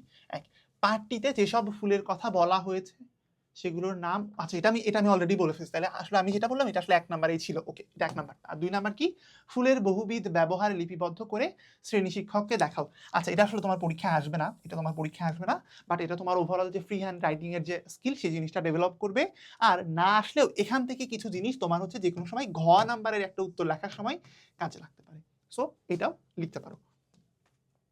আমরা কিছু বহু নির্বাচনী প্রশ্ন দেখি। প্রথমে হচ্ছে ফুলের বিবাহ গল্পের পাত্র কি ছিল? পাত্র ছিল হচ্ছে গোলাপ। পাত্র ছিল হচ্ছে, গল্পের পাত্র কে ছিল? মল্লিকা, স্থলপদ্ম, রজনীগন্ধা, মালতী। আচ্ছা, শেষ পর্যন্ত হচ্ছে গোলাপের সাথে বিয়ে হয়েছিল। কিন্তু মাঝখানে কিন্তু আরো বেশ কিছু সম্বন্ধ এসেছিল। পাত্রী ছিল হচ্ছে মল্লিকা, মল্লিকা ছিল হচ্ছে পাত্রী। আর সম্বন্ধ এসেছিল বেশ কিছু জায়গা থেকে। সম্বন্ধ ধরো হচ্ছে যে স্থলপদ্ম থেকেও সম্বন্ধ এসেছিল। স্থলপদ্ম রাজি হয় নাই কেন? কারণ সে এত নিচু বংশে নামতে চায় নাই। একই রকম ভাবে জবা কেন রাজি হয় নাই? জবা রাজি হয় নাই কারণ হচ্ছে জবা রাজি হয় নাই না, জবা রাজি ছিল, বাট কন্যার যে বাবা সে রাজি ছিল না। কেন রাজি ছিল না? কারণ জবার অনেক রাগ। এই গল্পে কন্যাকুল বলতে যে কন্যাকে, কন্যা হচ্ছে ফুল, তো কন্যাকুল বলতে আসলে ফুলগুলোকে বোঝানো হয়েছে। ওকে, সিকিউ দেখি চলো আমরা। ফুলের বিবাহ গল্পে কে ঘটকের দায়িত্ব পালন করে? ঘটকের দায়িত্ব পালন করেছিল হচ্ছে ভ্রমর। কে? ভ্রমর। তাহলে এটা তোমাকে এক বাক্যে লিখলেই হচ্ছে যে কি, ফুলের বিবাহ গল্পে ঘটকের দায়িত্ব পালন করেছিল হচ্ছে ভ্রমর। ক্ষুদ্র বৃক্ষটি কেন বিরক্ত হয়েছিল? ক্ষুদ্র বৃক্ষটি বিরক্ত হয়েছিল যে হচ্ছে কেন? প্রথমে জ্ঞান এক লাইনে তুমি বলবা যে পাত্রের কথা না বলে বা পাত্রের পরিচয় সম্পর্কে কথা না বলে অন্য বিষয় সম্পর্কে অতিরিক্ত কথা বলার কারণে ফুলের ক্ষুদ্র বৃক্ষটি ভ্রমরের উপরে বা ঘটকের উপরে বিরক্ত হয়েছিল। জ্ঞান এইটুকু লিখলেই হবে। দেখো এটার মধ্যে তুমি কি কি বললা? কে বিরক্ত হয়েছে, কার উপরে বিরক্ত হয়েছে, এবং কেন বিরক্ত হয়েছে। বেসিক্যালি তুমি এই একটা লাইনের মধ্যে পুরো উত্তরটা দিয়ে ফেলেছো। এখন তোমাকে এটা প্রেক্ষাপটটা বলতে হবে যে কি ঘটেছিল আসলে। তুমি বলবা ভ্রমর এসে মল্লিকা গাছের কন্যা, তার মানে মল্লিকা ফুল, তাকে দেখে পছন্দ করলো এবং সে একটা বিয়ে ঠিক করলো। বিয়ে ঠিক করে সে গুণের পাশাপাশি তার কি পরিমাণ মধু আছে, মানে সে কি পরিমাণ পণ দিতে পারবে সেই জিনিসটা জানতে চাচ্ছে। যেটার প্রেক্ষিতে হচ্ছে ক্ষুদ্র বৃক্ষটা বলছে যে তুমি আমাকে ফর্দ দিয়ে দাও, আমি তোমাকে একদম সব কড়াই গন্ডায় বুঝাই দিব। আবার বলছে যে তাইলে হচ্ছে আমার ঘটকালির টাকাটা দিবা না? হ্যাঁ, বলছে ওটাও তোমাকে দিব, সমস্যা নাই। আবার সে কি বলছে আবার লাস্টে, যে আমাকে কিছু অগ্রিম টাকা দিয়ে দিলে খুব ভালো হতো। তো এটা শুনে খুব বিরক্ত হয়েছে যে কেন তুমি আমাকে এখনো পাত্রের কথা না বলে তুমি তোমার নিজের আলাপ পারতেছো কেন এতক্ষণ। তো এই প্রেক্ষাপটে সে বিরক্ত হয়েছিল। এটা তুমি 4 থেকে 5টা বাক্যে লিখলেই যথেষ্ট হবে। প্রয়োগমূলক প্রশ্নে আসো দেখি। উদ্দীপকের মৌরীর ভালো লাগার বিষয়ের সঙ্গে ফুলের বিবাহ গল্পের সাদৃশ্যপূর্ণ দিকটি ব্যাখ্যা করো। পরিচালক। মৌরী একদিন বাবার কাছে বায়না ধরে বোটানিক্যাল গার্ডেন বেড়াতে যাবে। ওকে, নাইস। বাবা একদিন ওকে নিয়ে বেড়াতে গেলে সে ভীষণ খুশি হয়। নানা জাতের ফুল ফলের গাছের সমারোহ দেখে সে অভিভূত হয়ে যায়। দীর্ঘদিন সে যেসব ফুল ফলের নাম শুনেছে সেগুলো আজ নিজ চোখে দেখে খুবই আনন্দিত হয়। অবশেষে সিদ্ধান্ত নেয় বাড়ির আঙিনায় ছোট্ট একটি বাগান করার। বলছে উদ্দীপকে মৌরীর ভালো লাগা, তার যে ভালো লাগা, এইটার সাথে গল্পের সাদৃশ্যপূর্ণ দিক কোনটা বলতো? এই যে গল্পের সাদৃশ্যপূর্ণ দিক আসলে দুইটা। একটা হচ্ছে দেখো যে সে যে অভিভূত হয়েছে ভালো হয়ে, এই জায়গা থেকে লেখকও কিন্তু তন্দ্রাচ্ছন্ন হয়ে গিয়েছিল, এটা একটা। আর 2 নাম্বার যে জায়গাটা, ওটা অনেক বেশি অ্যাবস্ট্রাক্ট একটা জায়গাতে তুমি নিয়ে ফেলতে পারো। কেমন? দেখো এই ফুল দেখে ভালো লেগেছিল কার? আরো একজনের কিন্তু এরকম ফুল দেখে ভালো লেগেছিল। এটা লেখকের ছাড়াও, লেখকের তো ভালো লেগেছে এটা আমরা জানি। আরো একজন হচ্ছে সে পাত্রী দেখতে গিয়েছিল। পাত্রী দেখে কার ভালো লেগেছিল? ভ্রমরের। তো এই জায়গা থেকে ভ্রমরের আর হচ্ছে এখানে লেখক দুইজনেরই ভালো লাগার জায়গা থেকে আসলে এটার সাদৃশ্য আছে। জ্ঞানদান। অনুধাবনমূলক এসে তুমি কি বলবা? তোমার যে মূল গল্পটা, সেই মূল গল্পের মধ্যে কি ঘটেছিল সেটার একটা ব্রিফ ডেসক্রিপশন। আর তারপরে এসে তুমি বলবা যে এই সেম জিনিসটা কিভাবে উদ্দীপকে এই পার্টটাতে রিফ্লেক্টেড হয়েছে তার ভালো লাগার মধ্যে, এই জিনিসটাও তোমাকে ডেসক্রাইব করতে হবে। ঘ নাম্বারে আসো। মৌরীর মাঝে সৃষ্ট প্রতিক্রিয়ায় যেন ফুলের বিবাহ গল্পের মূল চেতনা। মৌরীর মাঝে সৃষ্ট প্রতিক্রিয়াটা কি দেখি চলো আমরা। মৌরীর মাঝে কি বলছে? অবশেষে সিদ্ধান্ত নেয় না, মৌরীর কি এই যে সে খুবই আনন্দিত হয়, নিজ চোখে দেখে খুবই আনন্দিত হয়। আচ্ছা না, এই কথাটার সাথে আমি একমত না যে মৌরীর মাঝে সৃষ্ট প্রতিক্রিয়ায় যেন ফুলের বিবাহ গল্পের মূল চেতনা, এই বিষয়টির সাথে আমি একমত নই বা উক্তিটি যথার্থ নয়। এই যে আমি একমত না, উক্তিটা যথার্থ না, এই কথা লেখার কারণে তুমি 1 নাম্বার পাবা। এই কথা লেখার কারণে তুমি 1 নাম্বার পাবা জ্ঞানে, যে তুমি ডিসিশনটা জানো যে তুমি একমত নাকি একমত না। তুমি বলতে পারো আমি একমত, তুমি বলতে পারো আমি সম্পূর্ণ একমত, তুমি বলতে পারো আমি দ্বিমত পোষণ করছি, বা আমি সহমত পোষণ করছি, বা আমি আংশিক একমত, বা খণ্ডিতভাবে ফুটে উঠেছে। তোমার যেটা মনে হবে সেটা তুমি বলবা। কোনো এই ঘ নাম্বারের জন্য কোনো ভুল উত্তর নাই। 1 নাম্বার কথা হচ্ছে ভুল উত্তর নাই। কিন্তু ভুল তুমি করতে পারো। কেমন ভুল? তুমি জাস্টিফিকেশন যদি দাঁড়া করাইতে না পারো যে এই গল্পটার মূল ভাবটা ছিল এরকম কিন্তু উদ্দীপকে আছে এরকম। এখন আমি বললাম যে আমি একমত না, তারপর আমি দেখালাম যে এটার সাথে এটা সাদৃশ্য আছে, তাহলে আমি 0 পেয়ে যাবো। এটা নিয়ে কোনো ডাউট নেই। তোমাকে কি করতে হবে? তুমি আগে তোমার ডিসিশন বললা, তারপরে তোমার এই ডিসিশনের সাপেক্ষে তুমি এই গল্পটার মধ্যে কি মূল ভাব পেয়েছিলে সেটা আগে স্টেট করবা। চলো আমি একটু দেখি মূল ভাবটা কি ছিল। আমার কাছে মনে হয় যে এই গল্পের মূল ভাব আসলে 2টা। এই গল্পের মূল ভাব আসলে 2টা। কই ছিলাম আমরা? আমাকে একটু টাইম দাও। এই পেজটা একটু দেখো যে কি বলছে। সে তার মনে হচ্ছে হঠাৎ পুষ্পবাসর কোথায় মিলিয়ে গিয়েছে, সংসার অনিত্যই বটে, সংসার এই থাকে এই নাই, হঠাৎ একদিন দুনিয়ার যা কিছু আছে সব কিছু ধ্বংস হয়ে যাবে। এই যে মানে রাজা প্রজা পর্বত সমুদ্র গ্রহ নক্ষত্র যা কিছু ছিল সব কিছু ধ্বংসপুরে চলে গেছে, এবং যারা যায় নাই তারাও সামনে যাবে। এই যে লেখকের একটা চিন্তা যে দুনিয়ার মানে দুনিয়া যে একদম মানে একটা মানে আজীবন যে টিকে থাকবে না, এই যে চিন্তা, নশ্বরতা এবং অবিনশ্বরতার যে প্রশ্ন, এইটাই হচ্ছে এই গল্পটার যে একদম কি থিম, যেটা আমি যদি বলি একদম মূল ভাব, সেটা হচ্ছে আমার কাছে মনে হয় এটা হচ্ছে 1 নাম্বার মূল ভাব, হচ্ছে অবিনশ্বরতা। অবিনশ্বরতা। আর 2 নাম্বার আমি যদি মূল ভাবের কথা বলি, এটা হচ্ছে এই ফুলের আলোকে, ফুলের আড়ালে, এই ফুলের যে বিয়ে, এই বিয়ের আড়ালে আমাদের যে সামাজিক বাস্তবতা, বিয়ের যে সামাজিকতা, বিয়ের যে সামাজিকতা বা বিয়ের যে সামাজিক অসঙ্গতি, তুমি এটাও তুলে ধরতে পারো যে এটাও কিন্তু একটা কি থিম, অসঙ্গতি। কেমন অসঙ্গতি? এই যে সবকিছু কন্যার পিতাকে বহন করতে হচ্ছে, বা হচ্ছে কন্যার অল্প বয়সে বিয়ের এই প্রসঙ্গটা আসছে, পাত্রী দেখাটা হচ্ছে, নানান আঙ্গিকে দেখা হচ্ছে। তো এই যে ব্যাপারগুলো আমাদের সমাজে এখন, আচ্ছা আর অনেক বড় একটা থিম তো আমি মিস করলাম, যে যৌতুক বা পণের যে ব্যাপারটা। তো সব মিলায় সামাজিক বাস্তবতার এই জিনিসটা কিন্তু এটার মধ্যে ফুটে উঠেছে। এখন তোমার কাছে ভাইয়া মনে হতে পারে যে ভাইয়া আমি এটা পড়ে আমি বুঝি নাই, আমার কাছে এরকম লাগে নাই, আমার কাছে লাগছে যে না এর মধ্যে ফুলের বর্ণনা আছে, খুব মজা। তুমি বলবা যে তাই, হ্যাঁ ঠিক আছে। তোমার কাছে যদি তুমি যদি এই থিমগুলো খুঁজে না পাও, তোমার কাছে যদি এই অবিনশ্বরতা বা তোমার কাছে এই যে সামাজিক যে বাস্তবতা, এই জিনিসটা যদি এভাবে মনে না হয়, তুমি বলবে যে না ভাইয়া এত কোনো ক্রিটিক্যাল থিঙ্কিং এর মধ্যে আমি যাব না, আমার কাছে একদম সিম্পলি মনে হয়েছে খুব মজার একটা বিয়ে দিছে লেখক কল্পনা করে করে, তাহলে তুমি বলবা যে হ্যাঁ এটার উক্তিটা যথার্থ, এটা আমার কাছে মনে হয়েছে যে এটা কি উদ্দীপক আর হচ্ছে আমার ফুলের বিবাহ, দুইটা মূল চেতনা সেম। তখন তুমি সেই অনুযায়ী আবার বলবা যে হচ্ছে ফুলের বিবাহের মূল চেতনাটা ছিল এটা। মূল চেতনা মানে হচ্ছে মূল ভাব, মূল চেতনা মানে হচ্ছে মূল ভাব। আচ্ছা, এখন আমার কাছে মনে হয়েছে যে এটা ম্যাচ করে নাই, তো আমি সেই অনুযায়ী আমি অনুধাবন লিখলাম। অনুধাবন আমি কি লিখলাম? মূল ভাবগুলোর আলোকে, 2টা থিমের আলোকে একটা বড় প্যারাগ্রাফ লিখলাম, যেহেতু থিম একটা না থিম 2টা, এই জন্য আমি একটা বড় প্যারাগ্রাফ লিখলাম। তারপরে দেখো এখন প্রয়োগের প্যারাগ্রাফটা এখানে খুবই ছোট একটা প্যারাগ্রাফ হবে। আমি এসে বলবো কিন্তু আমরা উদ্দীপকে দেখতে পাই সৌন্দর্য উপভোগ করা, 2টা লাইন এখান থেকে বললাম, বাট অবশ্যই নিজের বাক্য ব্যবহার করতে হবে। তুমি এখানে সেম কপি পেস্ট করো না, তুমি বলো যে মূল ভাবটা কি সেটাও আইডেন্টিফাই করো। প্রয়োগের এখানে উদ্দীপকের মূল ভাবটা কি ছিল? সৌন্দর্য উপভোগ করা, বাগান করার ব্যাপারে উদ্বুদ্ধ হওয়া, এই জিনিসগুলো তাহলে মূল ভাব। উচ্চতর দক্ষতা এসে তোমাকে খুব ক্রিটিক্যাল একটা অ্যানালাইসিস দাঁড় করাতে হবে যদি তুমি আমার অ্যান্সারটা নাও। তুমি কি বলবা?